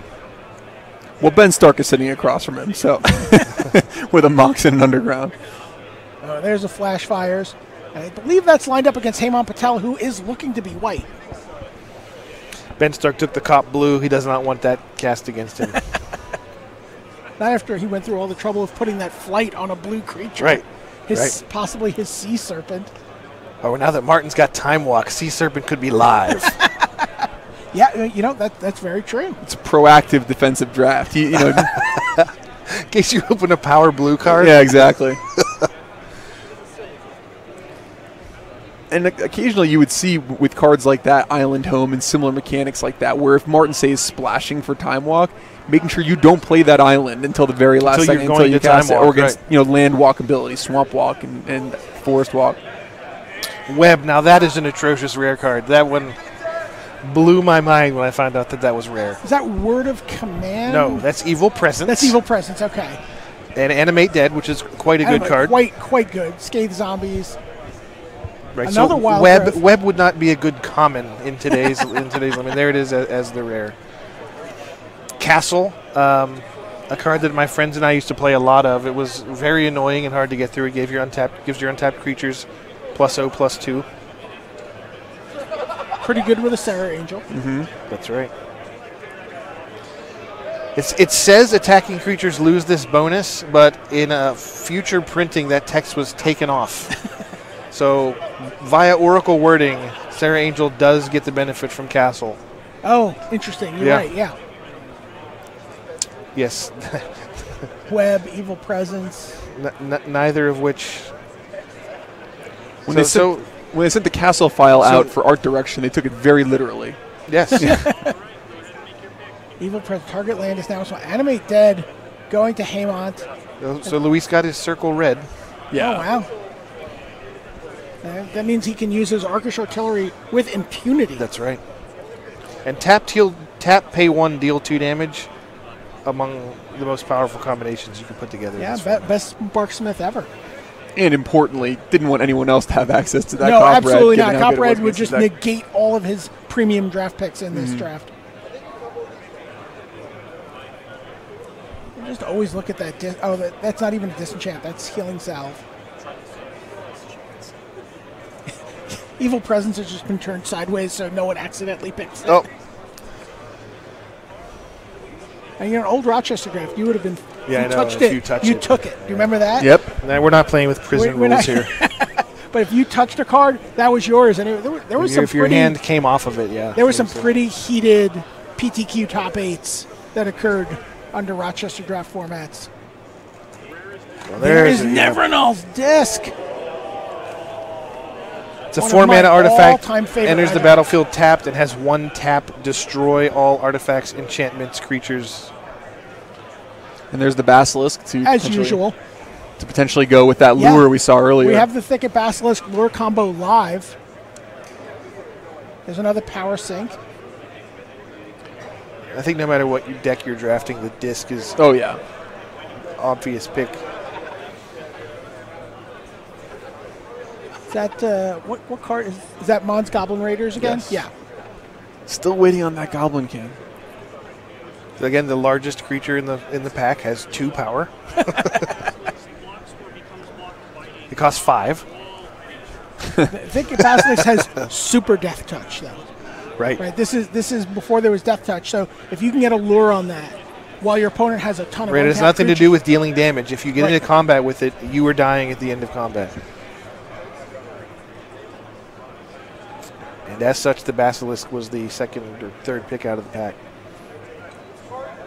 Poor feedback. Feedback makes like an enchantment have an upkeep of 2 mana or something like that. I mean, it's just an atrocious. Oh, it just does 1 day. Oh, of course. Of course. It's the 4th one of the Wanderlust crew. Sure, you can keep your enchantment out for the next 20 turns, but it'll cost you. Not bad to get on a Circle of Protection in a long game. That's right. I wouldn't be surprised if at least one of those kind of cards killed someone. I expect one of those will kill someone. In today's I draft. fully expect one. Or of those Cursed to kill Land. someone. Oh yeah, Cursed Land also very good. And by very good, I mean in this very specific There's format. Jade Idol. Jade Idol. Earth Elemental, a finely statted creature. Wall of Bone, Ivory Cup, Island, Stream of Life. another X-Spell. Unfireball myself. Earth Elemental is just a house in this format. I mean, this thing is really just tough to huge. deal with.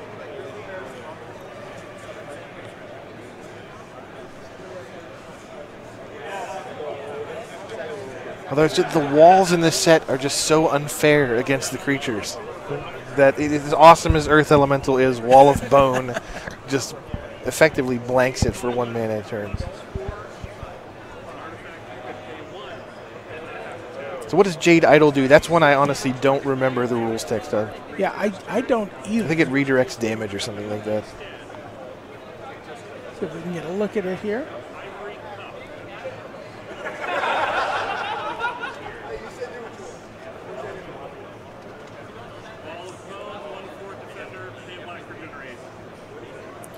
What if the players are asking for Oracle wording? So that's Jade Idol, where you have the not Jade, the right card. Jade statue. No, it's not Jade Statue. No? Jade Monolith. Jade Monolith. There we go. Thanks. Sorry to. The original designers were not so prescient as to have a legacy Is that a Spirit or Arcane mechanic in the alpha set. Oh, so you have to take the damage dealt to creature on yourself instead. But you also have to take all of it, which is Right, a so lot. it's personal incarnation, Yeah. the artifact. Yeah, you actually got some early trash talking too in there. Take all of it.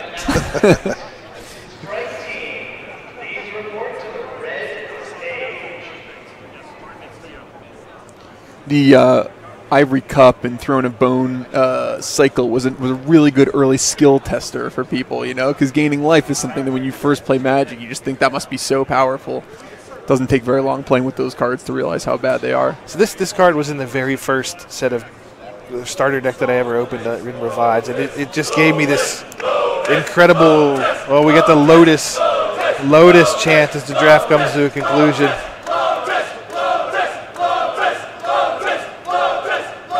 I think they got to reverse this pack. It's Verdure and Enchantress. I mean, I'm pretty excited about it for Verdure and Enchantress. Ice Storm Clone. No, yeah, that's an exciting one. Uncommon back in the day. I love the art on Clone. I love the flavor of it, and the two guys staring at each other. And there's also an Ice Storm there to continue the minor land destruction theme. We saw Stone Rain and some cursed lands and some Psychic Venoms. That's right. And apparently the ice is green theme with Wall of Ice and Ice Storm. There's another Pestilence. There's another Fireball.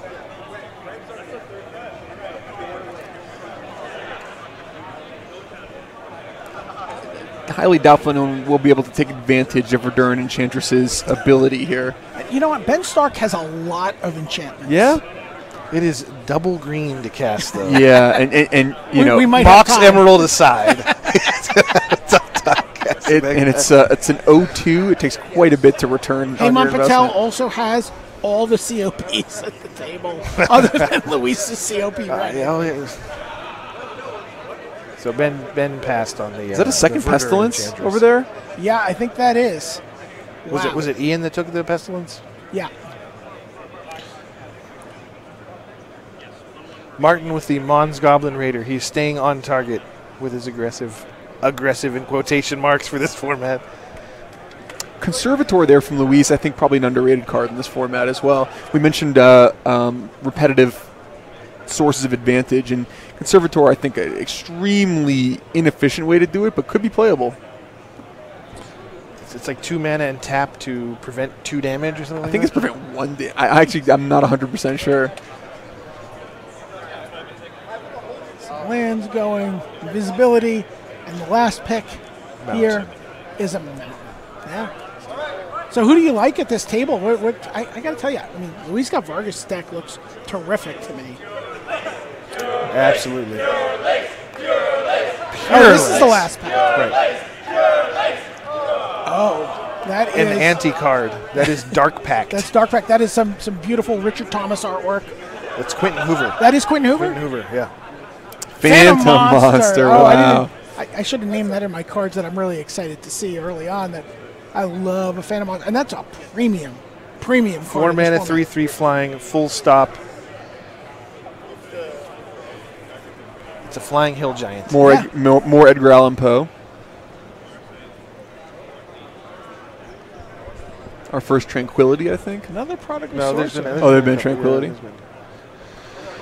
Phantom Monster, Prodigal Sorcerer, and what else is even good here? Iron Retrieval. Yep. Iron Retrieval, Giant Growth. Oh, Giant Growth. Probably pretty good here. We do have at least 2 Plague Rats now. And a clone. And a clone. Wow. We can do it. Wow. And we did see Rat Colony earlier on stream, so. Oh, that's a great pickup. Could that Prodigal get to Luis?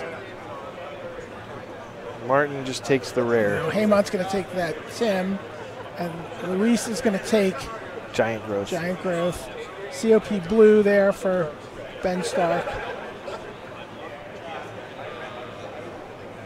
He's like, which island art is that?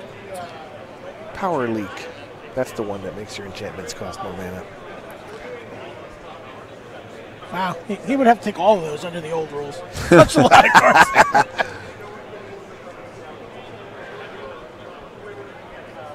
Now, this has been a super exciting draft. We've seen 2 dual lands opened.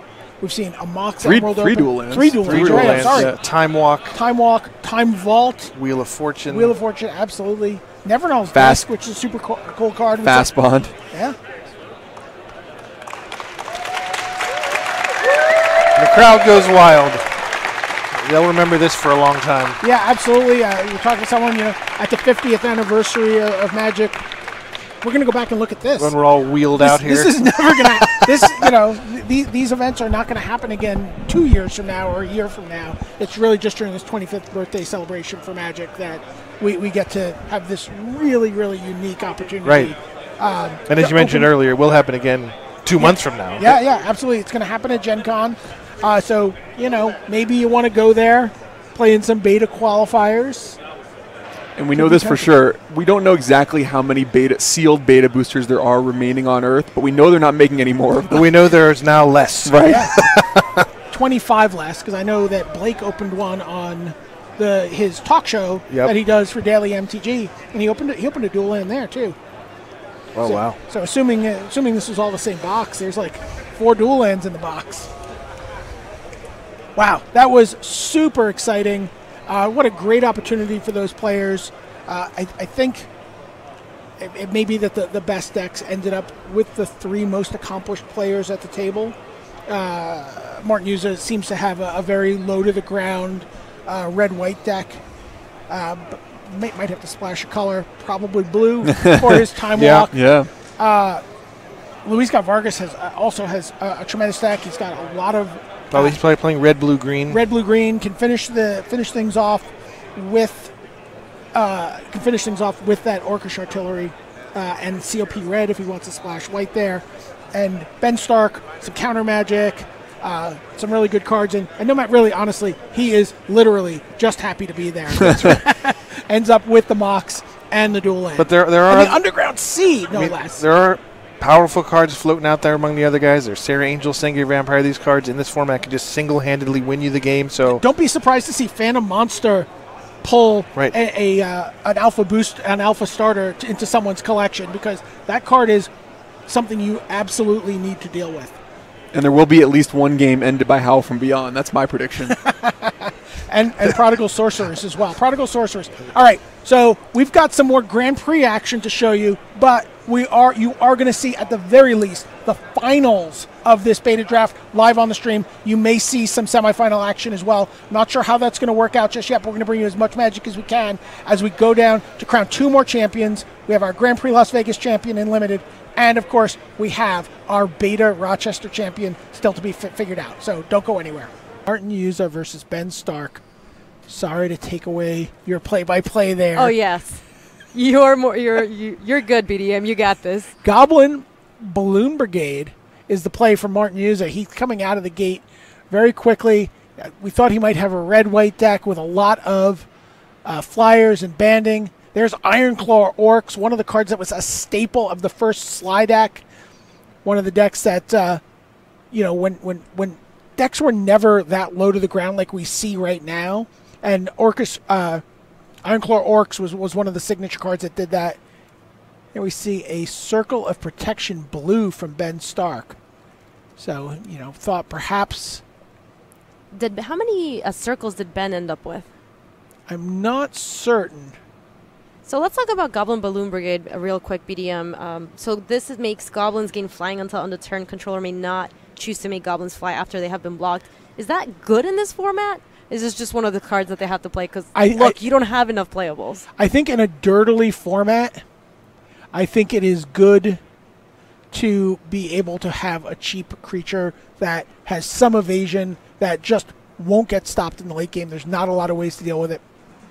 There we see a little bit of land destruction from Ben Stark. I believe that was Phantasmal Terrain on the mountain, but that has not stopped Martin Uza. He's got a Hill Giant. Perhaps you've heard the term Hill Giant as an adjective, but it is actually a proper noun that describes the Hill Giant. Yeah, 3/3 for 4 mana. It's interesting. A lot of the words that you hear at your LGS, things like, oh, you got a grizzly bear, and you're like, I don't really know where that comes from.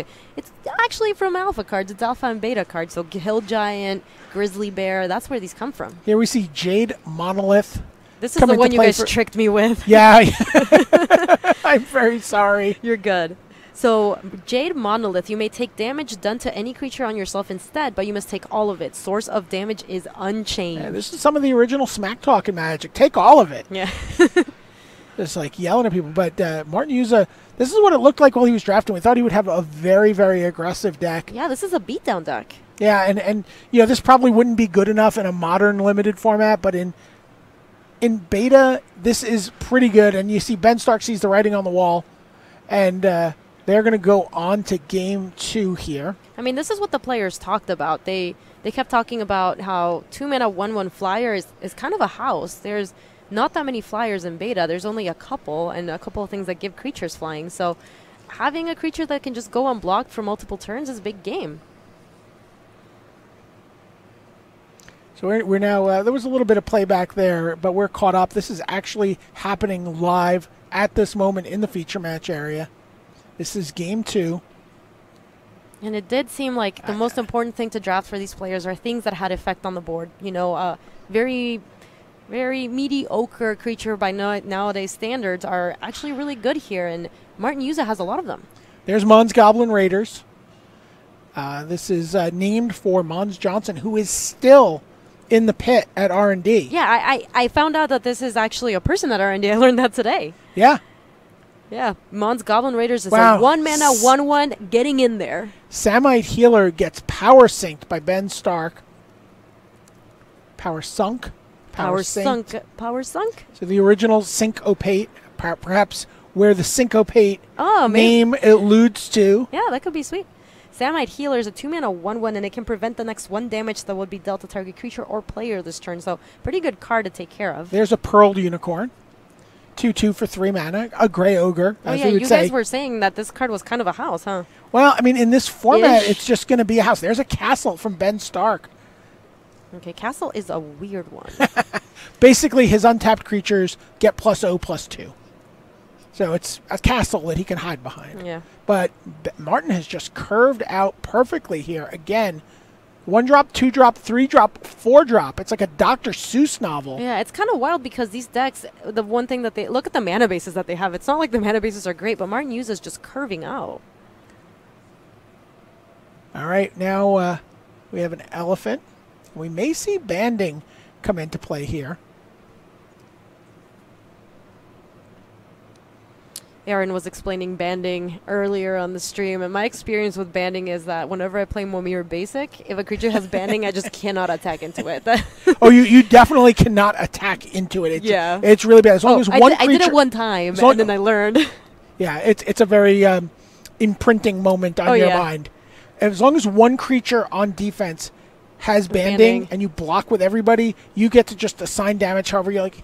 That creature takes 1, and that creature takes 1, and my regenerator takes 5, and regenerated, and well, there's fire breathing on the flyer. Yeah, and when people refer to fire breathing, it is actually this card.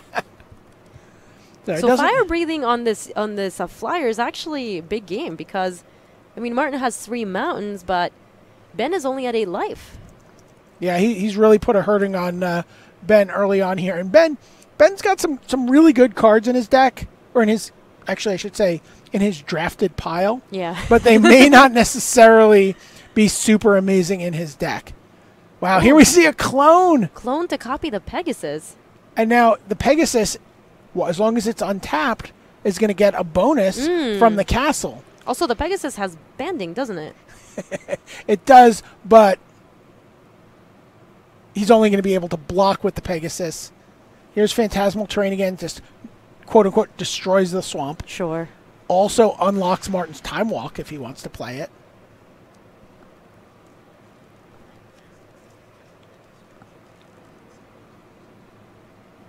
Ben may have turned a corner here with a motley assemblage of cards.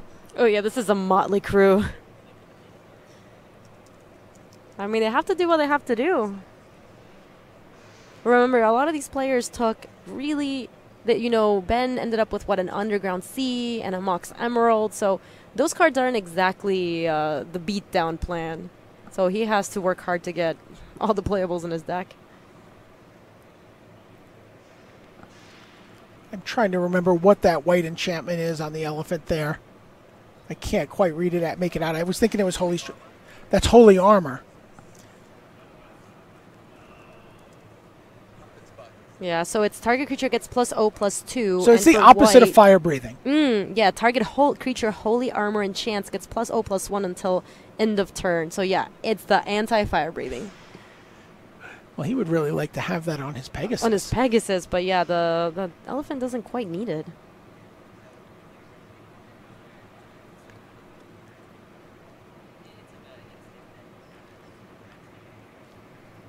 So banding is going to make this is actually going to bog things down pretty badly. Oh, here. yeah. And it's not, in these decks, you can't just exactly hope to peel your removal spells for the difficult creatures. You know, a lot of them don't even, some people didn't. Did Martin end up with any good removal spells?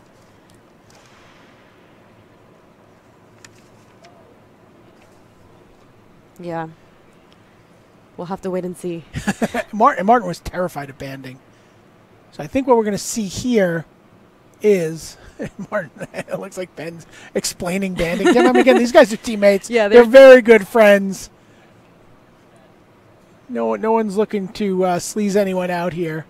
Oh, is that a Howl from Beyond? That's the card that Martin has that swamp for. It doesn't actually. He can't actually make black mana here. He would that phantasmal terrain is actually doing some pretty hard work here. All right, so it looks like Martin is about to form his first band. Hill Giant and Mesa Pegasus are about to team up. Yeah, they're... It's not a great band name. Battle of the Bands here because... Oh, yeah, there's more than one band. The clone is a Mesa Pegasus, and it's got plus... I don't buy this whole thing of the elephant or whatever that is playing an instrument. I don't know how that works, but they are going to form a band.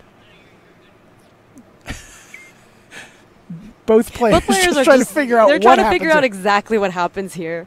So what happens is if you know what? I don't know what happens if a band gets blocked by a band. Who gets to assign what damage? So if the band attacks into the band, Ben Stark will get to decide how damage is dealt to his creatures. Mm-hmm. Martin will get to decide how damage is dealt to his creatures. But again, Ben Stark has 4 extra points of toughness in his band because of the castle. He also has 2 points of toughness from the holy armor. Right. So he's like +8 on defense here. And there's almost no way that Martin Yuza can push through here. Well, but he's got 4 points. He can get to 7. What you're saying is right, and he does have the Howl from Beyond. But he doesn't have a swamp. The swamp is now an island. The swamp is an island. From the phantasmal terrain. So this is very nostalgic for old sealed deck formats and draft. We didn't have draft back then, but old limited formats, which would get really bogged down and weird enchantments would be in play and, odd buffs and, yeah. I think we need to replace the nice playmats that we have here with concrete to have that real old school feeling to this. Oh, yeah, absolutely. There was a comic book artist who used to come to Neutral Ground, and he would play Magic outside like the Marvel and DC offices while waiting for the editors to show up so they could sort of ambush them before they got in and try to get some freelance work. Oh, that's cool. And so he and a couple of the other artists would play Magic, and they actually played unsleeved. And they played on concrete. On concrete. Vintage decks, like fully powered, the deck.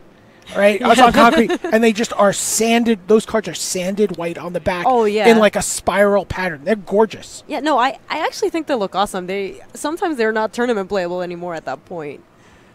There's a Hurloon Minotaur. I mean, after all of that, Martin finally decided, you know what, I can't. Well, it's funny because I think a lot of you hear the experience from a lot of players who played Magic way back in the day when they were in middle school or even younger, and they're like, yeah, I used to play Magic back then, but I don't think I knew the rules. And Absolutely. Here we have 2 pros, and they're having a really hard time figuring out how these creatures with banding attack into each other, so real nostalgic feelings over here. Castle is doing super hard work. Oh, yeah, here. it's keeping Ben alive.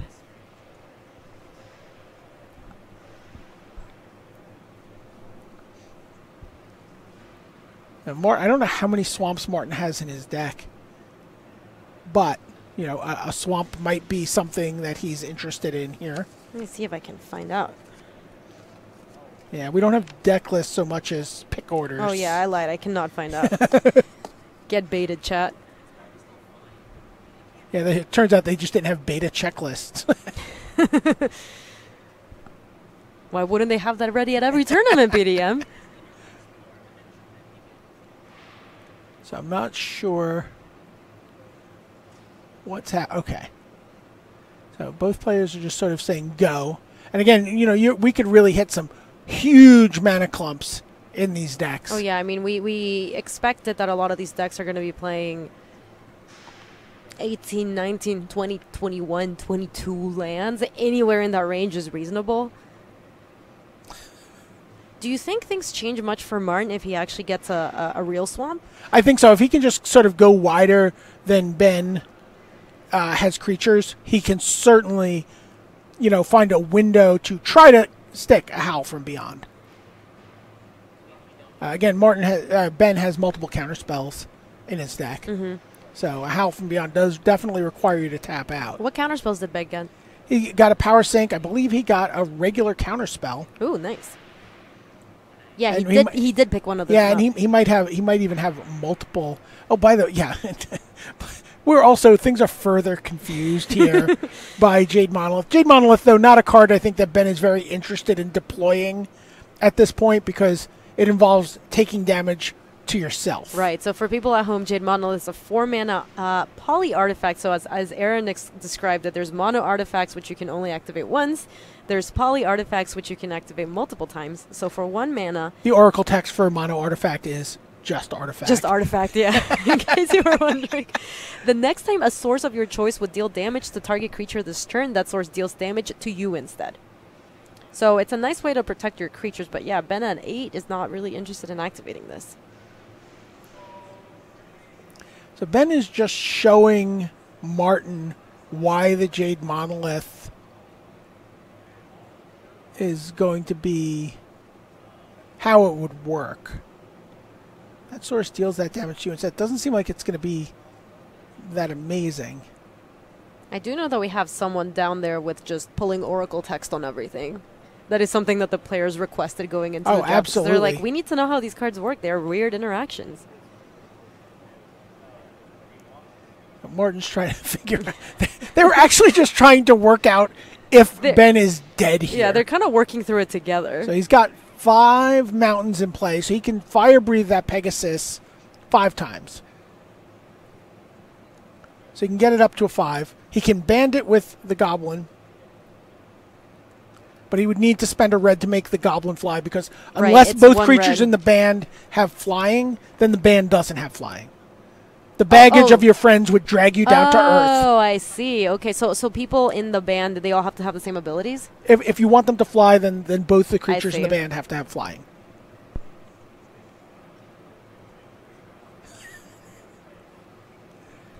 All right, well, Martin's going to go for it here.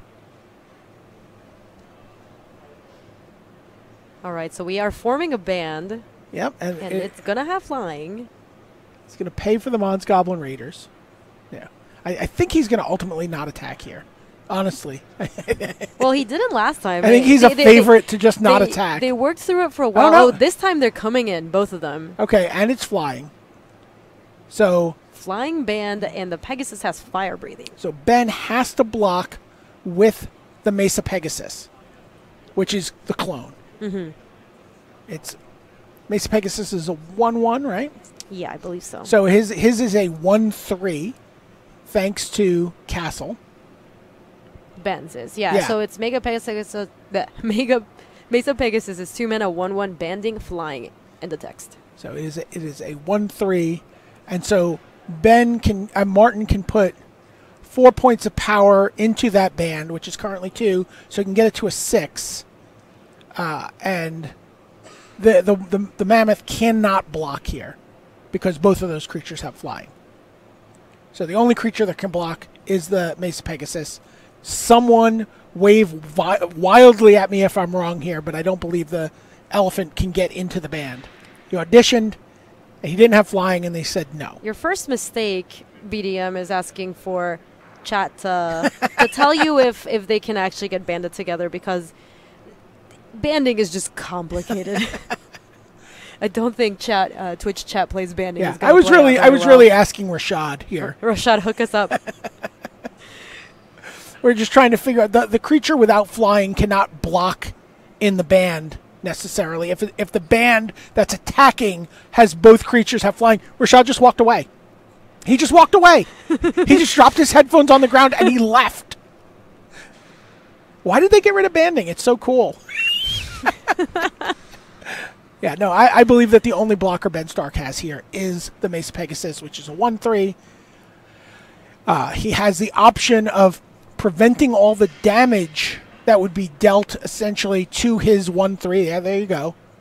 So Martin is going to fire breathe 4 times. So it's a 6 power band.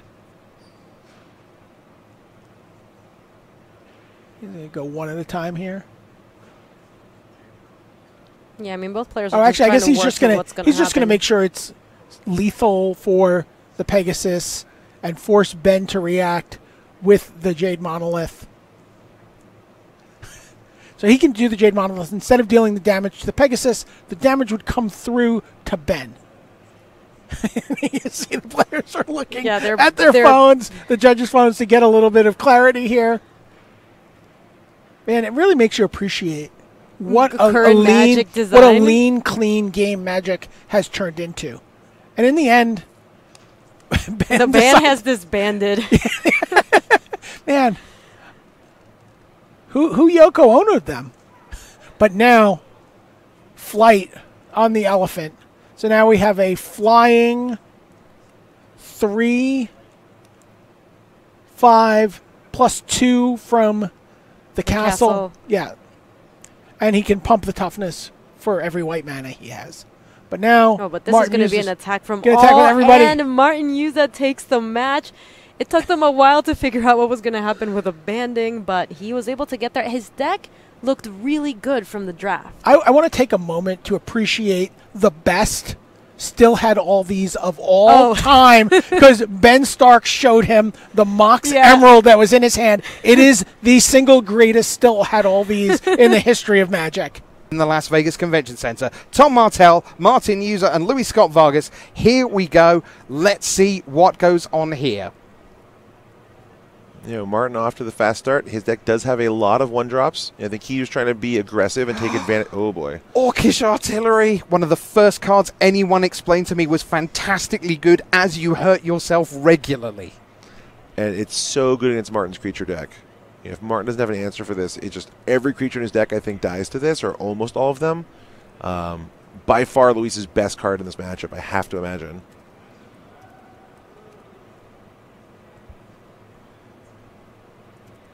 And there we see Martin attacks with the 1/1, and he doesn't block with the 1/3. And so I think there he's respecting the threat of Hal from Beyond out of Martin. Doesn't want to lose his artillery. He knows he's going to take over the game. What a beautiful Navineral's disc. Navineral, of course, Larry Niven, backwards science fiction writer.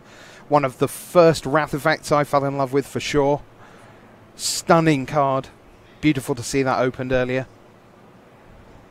Luis is definitely happy to have that one in his card pool. And already we can see Martin here thinking, trying to find some way to stabilize or get some pressure on through that card that's going to kill all of his creatures. And it's a struggle.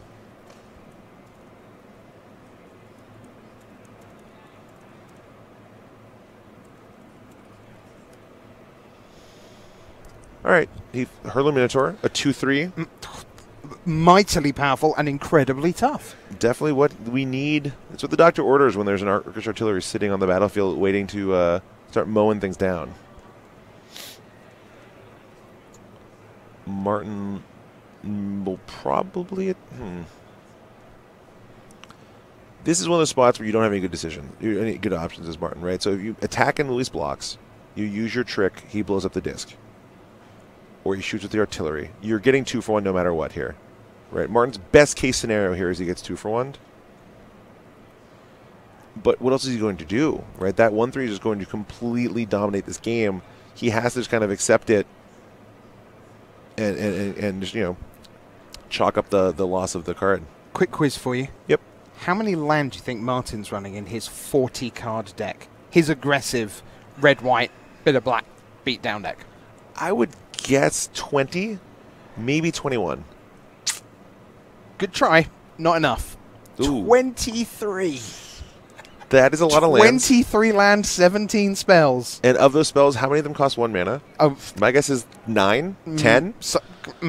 Yeah. So Goblin Balloon Brigade with fire breathing. I'm 2 for 2.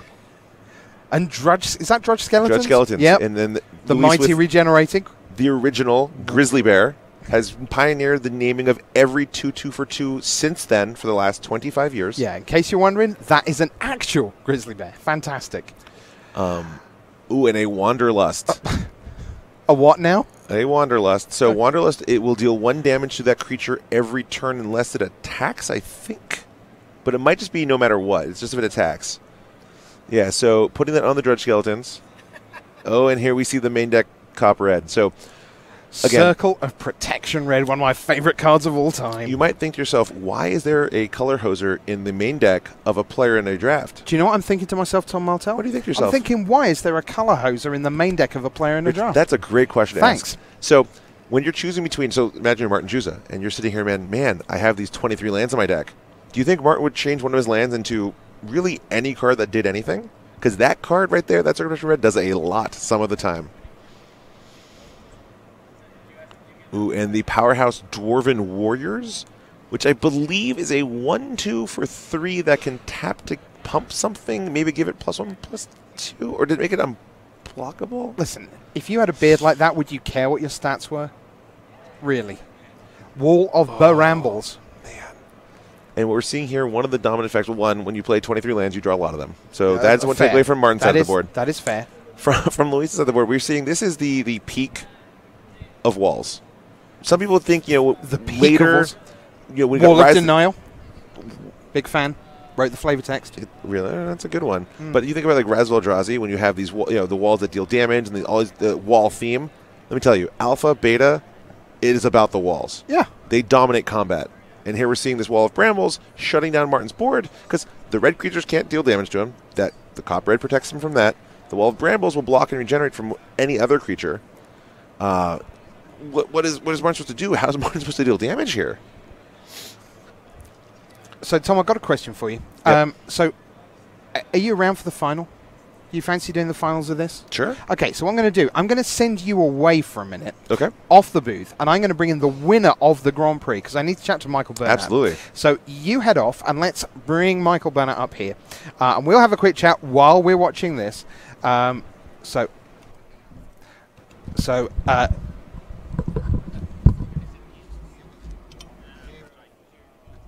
Here we go with Michael Burnett. That is 1-0 to Luis Scott Vargas. Michael Burnett is going to join me here. And here is game number 2. So we're going to put a headset on the champion here. And Michael Burnett, how are you? Silly question. Yeah, pretty good, but... Pretty good? Yeah. Only pretty good? It's late. I can't believe how bad I played on the last turn. Uh-huh.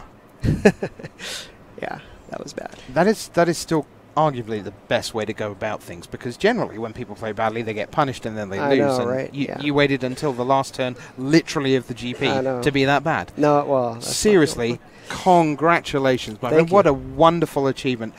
Tell us about what you've been doing with Magic. What's your Magic story? When did you start? Because I think I know the answer to this, sort of. I started playing in high school, so what was that, like 24 years ago? Yeah, so When here we are I on the... started playing when I was 16. Right, so 25th anniversary, and you've Yeah. been playing for almost all of it. Yeah. Fantastic stuff. Couple of Grand Prix top 8s, right? And then this Yeah, is a the couple. third one? Yeah. And first trophy? First trophy, yeah. So, where were you overnight? Because obviously we were focusing on the Modern on Saturday, so we didn't sort of really check in until we got a chance to take a look at the overnight standings. How was your day one? What was the sealed like? Sure, my day one was 8-1. Uh-huh. It was a absolutely ridiculous black-white deck. Like, it was like if I got anything less than 8-1, it would have been kind of disappointing. So you kind of knew that before you started, before you played a card in anger, you were like, this is a deck that needs to be in day 2 easily. It was completely bonkers. deck. Highlights? Um, If you can remember that long ago. yeah, it had Karn. It had the 4/4 Vigilance that makes knights. It Oh, had- yeah, okay. I mean, That's pretty you can see where we're naughty. going with Aerial. this, like, Yeah, I can. Yes, where you're That's just going the is tip of the iceberg. to 8-1, and then today you come back and draft big names at your pod. Did you look around and think this seems pretty reasonable, or did you think crikey? Yeah, played against some tough players. Okay. For sure. So Did you have a definite plan of the archetypes that you like in draft particularly? No, not really. I just kind of try Very to go open? with the flow. You know, try to take whatever is passed and see And if you can. we were talking during the final because it was pretty obvious. You came in and the first thing you said was, "I'm really tired." It was obvious that it was super tiring. Luis Scott Vargas, by the way, has defeated Martin User while we're talking there. So Luis Scott Vargas advances to the final, which is just a couple of minutes away.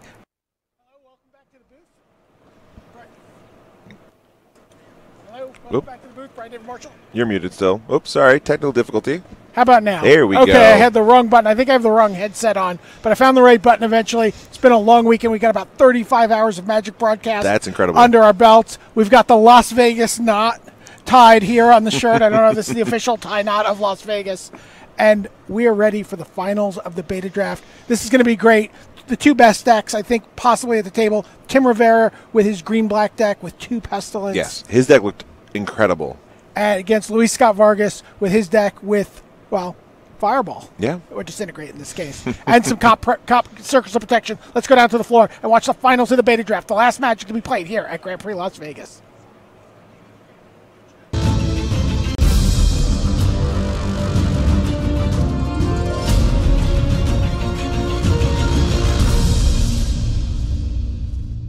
Hello and welcome to the final round of Magic here at Grand Prix Las Vegas. I'm Brian David Marshall. It's my pleasure to be joined in the booth by Tom Top 8 Magic Martell.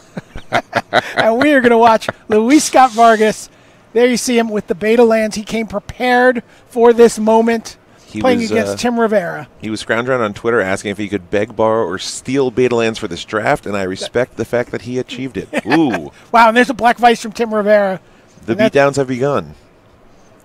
And now Luis has got to try to empty his hand, which can be challenging in a format where you are sometimes playing as many as 23 lands. I don't think Luis is quite that high, but you know he's going to need to play some spells.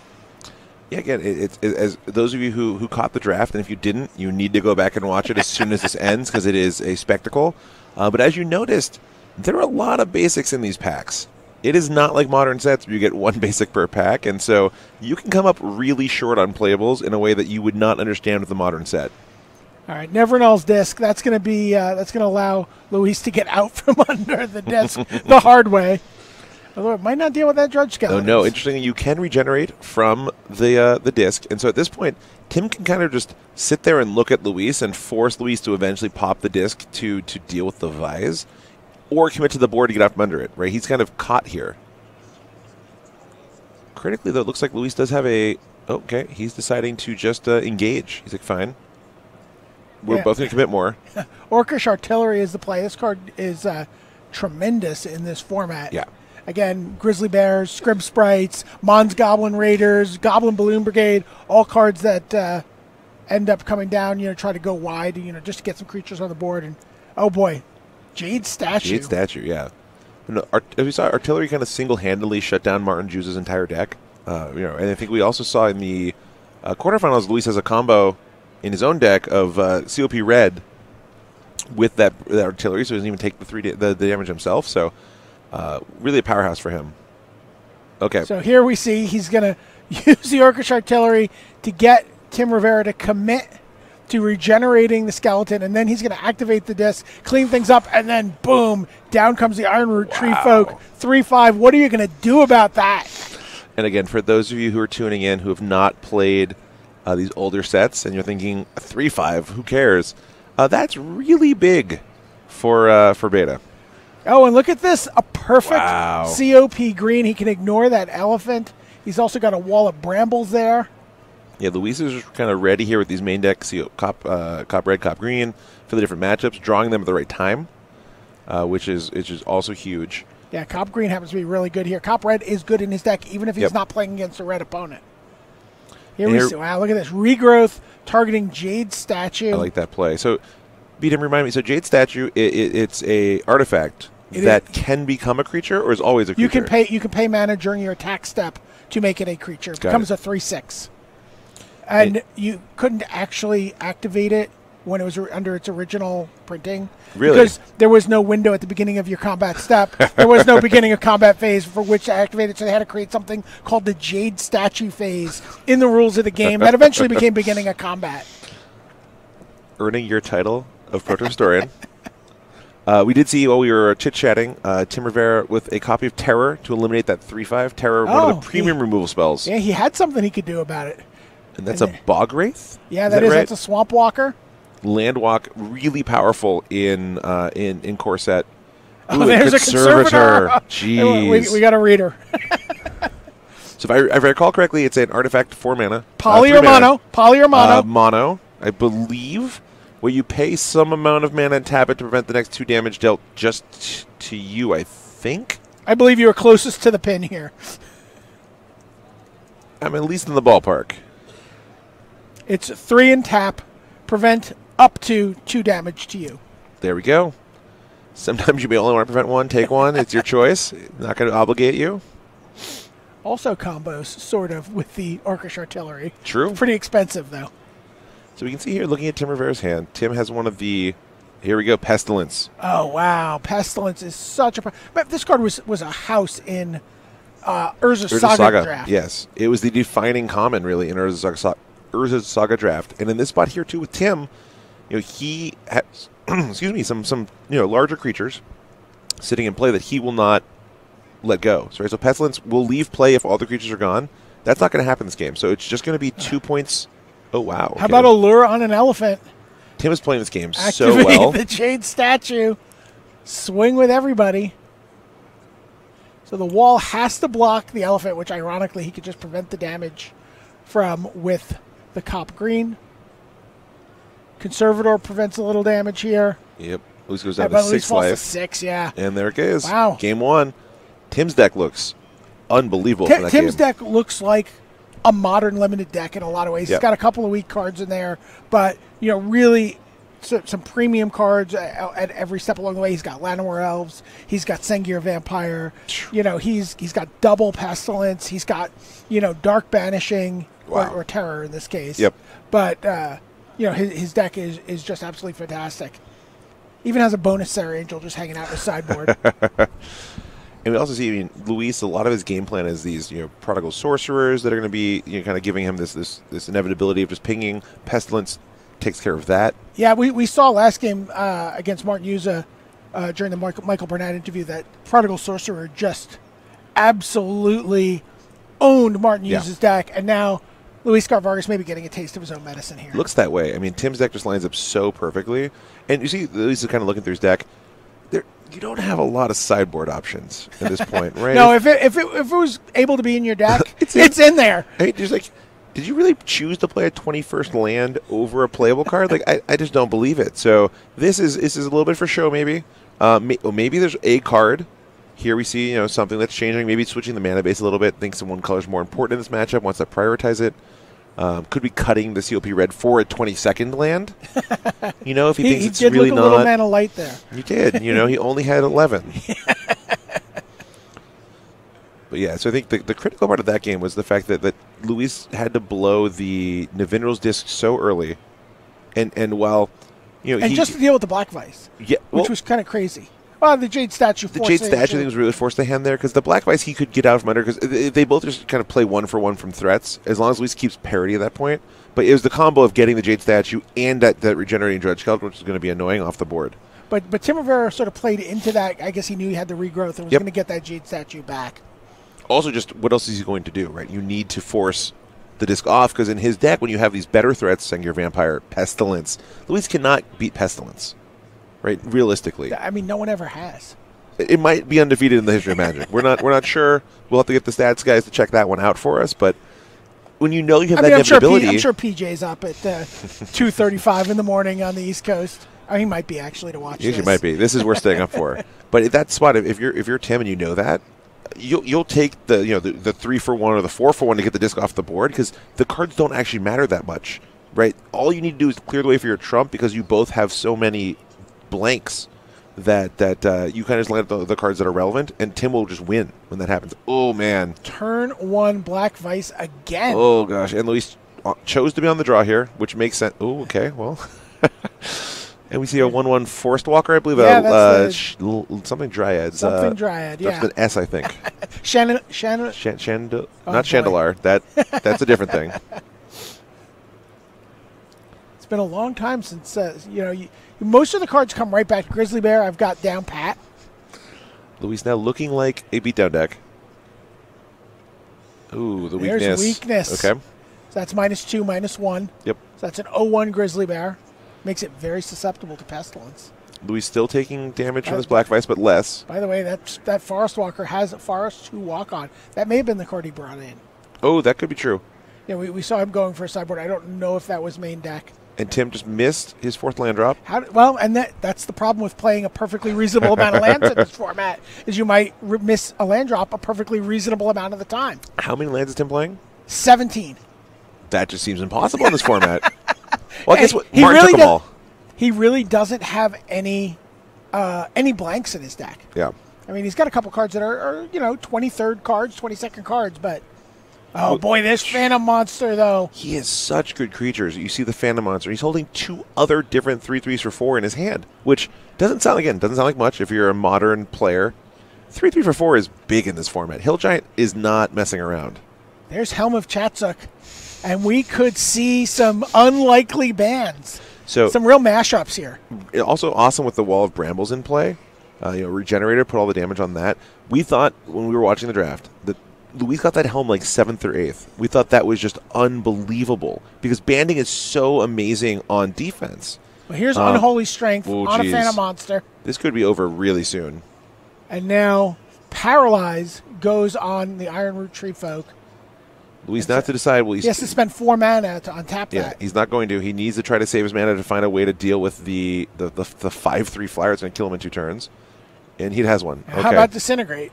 All right. Still good. First problem is resolved. You can't split it and kill multiple creatures. Okay. Still almost fine. Better in this board. We see Tim draws the Regrowth, but Disintegrate removed it from the game. Can't regrow the flyer. Nice. So he did not want to split it here. He wanted to exile it. Got that. And now we'll probably see him untap. Yep. So now he's going to invest the money in untapping his Tree Folk. And Luis is going to bring the pain. Smack him for 4 here, down to 7, trying to win this race. There's Plains, and he's got the Cop Green in hand here. He's going to choose to leave up the regeneration mana instead, which I think is interesting. He could have just chumped with the Grizzly Bears and committed the Cop Green. I thought that was a really close spot there. Okay, there's a Bog Wraith. Does Tim have an Evil Presence? I don't know if he does. Okay. We don't have deck lists for this, unfortunately. And so just for the walking home, we were asking, Evil Presence is one of those throwaway cards that some people play. It turns land into a swamp. Yeah, we saw Phantasmal Terrain in play earlier in the quarterfinals. Again, there are a lot of cards that are better than at your extra lands. You play these really marginal value cards. Ooh, this is really nice from Luis. So Luis is sending in the weakened Grizzly Bear as part of a band. And banding, not an ability we see anymore. Pretty complicated, but basically what happened is they're blocked together. So imagine they're kind of glued together, and Luis gets to assign the damage. So now if Tim double blocks, it's just going to take out the Grizzly Bear. Yeah, he gets to assign all the damage to wherever he wants in the band. Really nice player from Luis. Banding even better when you get to do it on blocking. Banding is just unbeatable on blocking. But there's not a lot of blocking happening from this one. Luis is trying to put this game away. He's got Tim down to 7 here. And he's attacking for 4, one of which is unblockable. And then one of the nice things about playing an unreasonable amount of lands is you get to just untap with Paralyze every turn. We were talking that Paralyze is not a great card in this format because of that reason, right? It's just everyone is just going to have a bunch of mana, and so they'll get to just spend it every turn. Interesting spot here. Tim is wondering, does Luis have another X spell? Probably not. Right? If Luis had another copy of Disintegrate in his hand, he would just send in the 1/1 here, probably, right? Put Tim to 6 and then just burn him out next turn. So Luis likely does not have his second copy of Disintegrate in hand. So he's going to have to try to... How about a Giant Growth, though? And that's going to be the game. Wow. Luis Scott Vargas evens things up 1 game apiece. We're going to get a game 3 here in the finals. Stole that one. Tim decided not to block. Tim's hand was stacked, but he did miss a land drop. Maybe he wants to board in a couple extra lands. They're floating around. They all have plenty. Look in their sideboards. Luis Scott Vargas knows these old cards really well. He plays old school, plays vintage. He's been playing the game for about as long, as you could be playing it. And he knew Helm of Chatsuk was going to be a card that he was very interested in. And Tim would have been much more interested in blocking if that wasn't a band. Oh, 100%. He would have double blocked and just traded one of his 3/3s for that 3/5 and just ended the pressure from Luis. But that was a really, really nice play there, kind of attaching that throwaway Grizzly Bear. This is a fun match to watch. And like you said, Luis has been playing since the early 90s, mid 90s, he's seen these cards before. He's done revised boost, drafts and sealed decks. Oh, if there's any degenerate limited format you could do after hours, I'm sure Luis has done it. Yeah. So, consulting the sideboards, I can't imagine there's anything playable at this point. We've already gone to him once. I mean, Luis has already gone pretty deep. What's the white damage prevention spell? Oh, Guardian Angel. Guardian Angel. That won him his quarterfinals. Yeah. Against really the good in World lethal of a bunch of X fireball. spells. Yeah, really nice in a World of X spells. So he's already stretched pretty deep Yeah. and been rewarded for it. Gets him here to the finals again. It's an alpha starter deck and $2,500 waiting for the winner of this game. That's a big game. It's You have a that huge stuff- game. How many alpha starter decks are floating around out there? There's not a lot. No, not, and there you get a look at it. Look at it. It's right there between them. You know how we put the Pro Tour trophy in between the players? Well, the alpha starter deck is sitting there on an easel, just taunting them. I'll be honest. I would be tempted to trade my Pro Tour trophy for that alpha starter deck. Wow, that is both. That was great. That was an actual humble brag. Thanks. Yeah, thanks. Wait, did Luis just take out COP Green? Yeah, maybe doesn't feel that's the threat he has to worry about, and it's kind of semi-dead. So you feel like he has to have some throwaway cards. So we haven't seen deck lists. Maybe Luis isn't playing a ton of lands. Like, again, you'd play that Cop Green over the 22nd land. Sure. Even if Tim only has 3 green creatures. I do agree, though, the way he loses these games is to the black cards, the Pestilence. I wonder if we know anyone who knows how many lands Luis is playing in his deck. No, We don't. Get We don't a know head check. people. We don't know anybody. No one. I do know Tim is definitely playing 17. I Yeah. talked to him about it, and people were pretty jealous. Yeah. I know Martin was playing the low 20s. He was Martin 23? Juza was playing 23 lands in his Mardu beatdown deck with 8 or 9 1-drops. I will say, when you're doing the draft, those are pretty lands. It's easy to get a little tempted, a little caught up in the moment, and then you get to deck building, like, oh, I don't have any spells. Yeah, Hemant Patel I think might have been the first time he did a Rochester draft, and he was just like, I actually had no playables. Yeah. I'm like, you had something. He's like, no, I just didn't have anything. Yeah, if you haven't drafted this set before, it's hard. If you haven't Rochester before, Rochester is a punishing format. Yeah, one of my favorite draft formats. Yeah, same. But my first PTQ top, it was a Rochester draft, and my deck was horrendous, and everyone knew it, and they made fun of me, and it felt bad. Helm of Chatsik was the play for Luis Scott Vargas on turn 1. Looks like a great hand here for Tim Rivera. There's a Drudge Skeletons, but I see Sengir Vampire, I see Jade Statue, and I see additional lands in hand for him. And Wanderlust on the Drudge coming Skeleton. down. That is a steady stream of damage, a point every turn. Luis just has to weather the next 19 turns? 19 turns. Well, right now we're doing 1 for 1. So it's even. Everyone's getting the same side of this. Wow, Ooh, look at this. Here's huge a Dragon draw. Whelp. Huge draw for Luis. But Terror is at the ready. Ouch. You have to imagine that's one of Luis's top 2 or 3 creatures. I mean, it's one of the top 2 or 3 creatures you could have in this old limited format. There's the Jade Statue, and that's going to be tough to deal with. Although we did see Luis brought in had a Shatter in the last game. That might have been a sideboard card as well. Is it in his hand? I think it's in his hand. But right now he's happy to let the Wall of Brambles do the work. Wow, there's Sengir Vampire. We need Disintegrate, and we need it now. Now there's Conservator. Banding is not going to help on this board. There's nothing to band with. I would like to band my Conservator and my Wall of Brambles. But yeah, Tim is just content to get in there with the flyer. He then adds an Iron Retrieve Folk. And I don't know how many were in the draft, but I'm sure the judges could tell us how many Scrib Sprites does Luis Scott Vargas have to have drafted in order to block that Sengir Vampire? Oh, it was a Dwarven Warrior, not a copy of Shatter. Oh, not going to help him here. And Luis basically has very few turns to draw a Divinal's Disc or potentially Disintegrate, keeps him in this. Boy. Here's Lure on a Drudge Skeletons. Tim is doing work. And this is just... Everything needs to block Drudge Skeletons. Which will just regenerate. Yeah, he can just regenerate it. Tim is putting on and Tim has a burn spell in hand. He's putting on a clinic. He's going to block. He's going to do Conservator. But let's see where that leaves Luis. when the dust settles. Leaves him at 6. Doesn't even have time for disc. Yeah, Can't untap with it. I don't know if he has any outs here.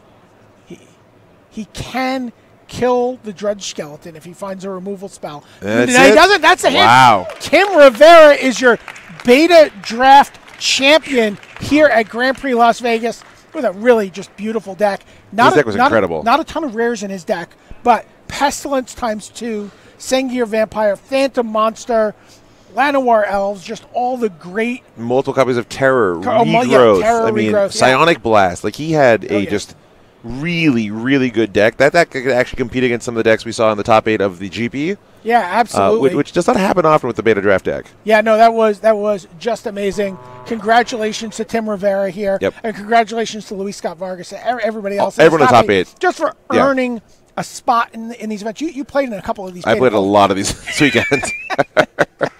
I wanted to be in this tournament. It's just, this is the flagship, tournament to play in. You don't get many chances at this. And all 8 of these, winners. There were no losers in this draft. They all had this unique, amazing opportunity that the rest of us, are dreaming of. Yeah, and they were cut. I mean, those were some really hard-fought tournaments. We saw. Oh, absolutely. We saw Mark Herberholtz versus Owen Turtenwald at one point. Yep. You know what? Yeah, Mike Circus lost the finals of that one. These were some star-packed qualifiers. Hey, why don't we check in with Tim Rivera, our champion, for the last interview. Tim Rivera, congratulations. You got to play 17 lands in a deck that looked almost modern compared to some of the other decks we saw in this field. How did that draft just play out for you? What was really the key to you getting this very tight black-green deck? Well, I didn't open any good rares, so I just really just had to take playable cards, right, and try to hope to win. It worked out. It really worked out. Do you think it was a little unfair to use modern drafting strategies in a beta draft? I mean, I guess it's a little unfair to my opponents. None of the games were close except for kind of like the final. Yep. No, your deck looked amazing. What was your first pick of the draft? Do you remember? I don't remember, to be honest. It's kind of a blur at this point now. So that's an Alpha Starter deck, $2,500. This is obviously a huge moment for you. Sum up your whole weekend here for us in just a quick sentence. Like this whole week I've had off and been hanging out with my friends, just playing Magic, and decided to skip the Grand Prix just to play this. So it's just like the perfect ending to this week. Awesome. That's amazing. Congratulations, Tim. And again, just you are local. I am local. I've So- been born and raised here. Keeping the Alpha Starter deck in Nevada. Great job. Taking it down at Dark Side Games. There you go. Congratulations again. Thank you so much for giving us such an entertaining finals. Iron Root Tree Folk for life here. Yeah. And we'll see you maybe at Gen Con where you could try to run this back. I'll be at Gen Con. We'll see how it goes.